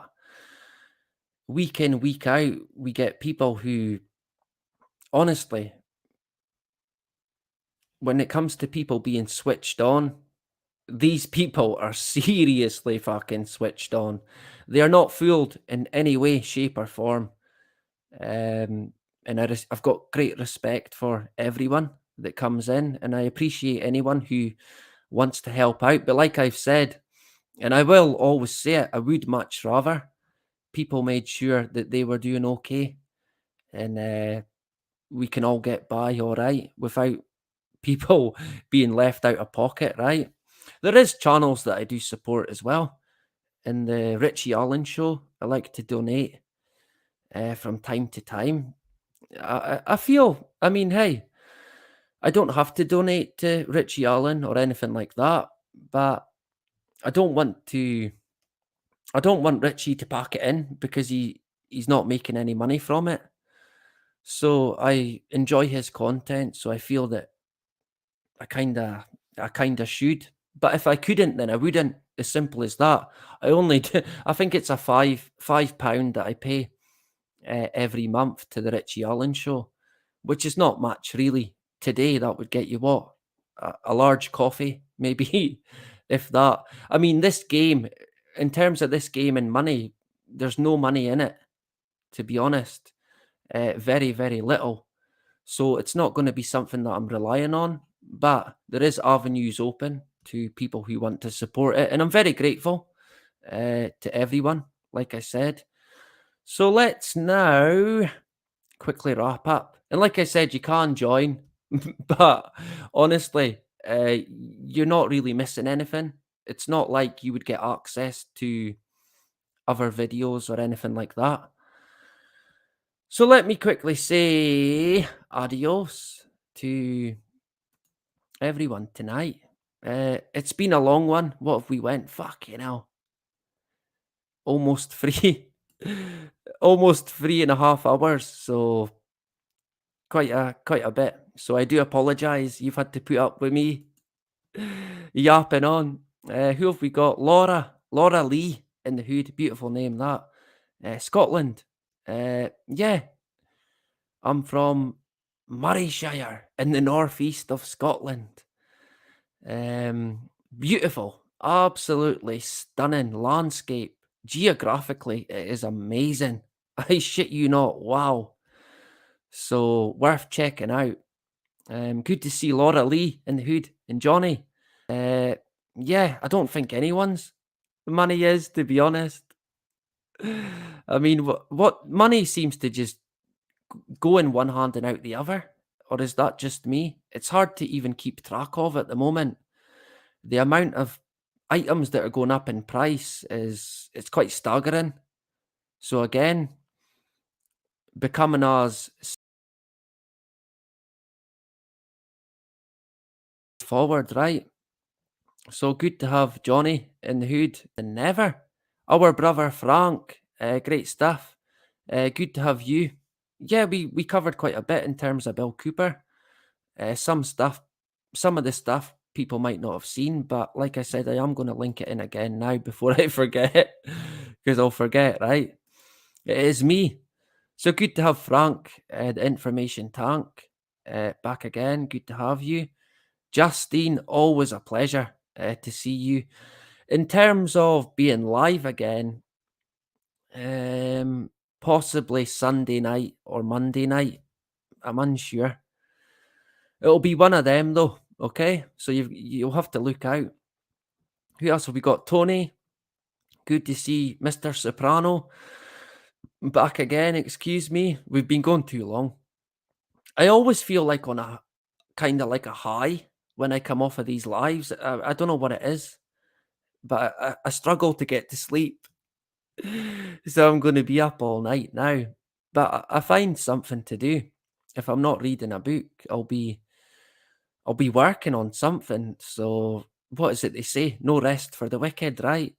Yeah, that's me. So good to see Tony, Anthony in the hood, S. Lee as well, Frank, Justine, Carmel, late, but better late than never, seemingly. Right, Draga, great stuff. Good to have you as well, Frank, Justine. Lots of comments. Did I miss anyone? I probably did. I think I missed quite a lot of comments. I do try and keep up, but it is tough. If I missed you, now is your time to shine, to put a comment in and call me all the names under the sun. It would be hard to find a name I've not been called, to be honest. But hey, I appreciate everyone being in tonight. Justine, great to have you live again. And thank you for the kind thoughts as well and the continued support. For years now, you've been putting up with me. So I've got to make you some sort of trophy. I'll have to send you it, right? Giving out medals. You can imagine it. So yeah, good to have Justine back again. And like I said, if I did miss you, put a comment. I'll quickly say hello and good night. And Laura as well. Good to have you. Possibly new. I'm unsure if you're a regular. You'd think I would know, right? Whose channel is it? Seemingly mine. Like I said, it is linked in. If you want to check out the report, right? You have heard of Bill Cooper. Yeah, well, you're going to find out a wee bit about him tonight if you watch it back, right? Yeah, and I couldn't agree more, to be honest. We've got to stay strong, dig deep for the strength. And if you're ever in times of doubt, dig deep, it will be there. You've made it this far through so much. You are a fucking warrior. You are a hero, an inspiration. I shit you not. In years to come, people will look back and honestly, you are the people who were not fooled. The people who fucking stood strong. The people who did not fear. The people who did not comply. And keep it that way. Whatever you do, do not live in fear. And certainly do not comply. All right? So, until next time, have a great weekend. Have a fantastic night, day, morning, whatever it may be. I'll catch you Sunday or Monday. So, until then, that is about it. Bye-bye.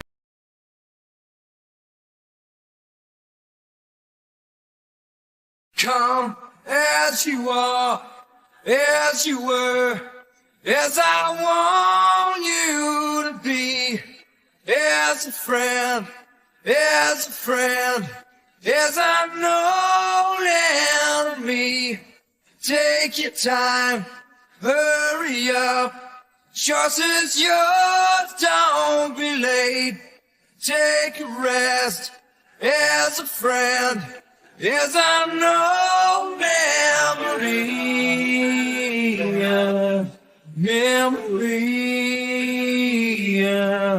memory, memory, memory. Come, dust and mud, soaked in bleach, as I want you to be, as a trend, as a friend, as I know memory, memory, memory, memory. When I swear that I don't have a gun, no, I don't have a gun, no, I don't have a gun. Yeah, memory, memory, memory. Okay, cut. When I swear that I don't Wow, have a Neil gun. Armstrong. Hey, wait a minute. No, You're supposed to be on the moon. I just saw it on TV. Oh, there's a don't tape delay have and a gun. solar winds. No, I don't have a gun. No, I don't have a gun.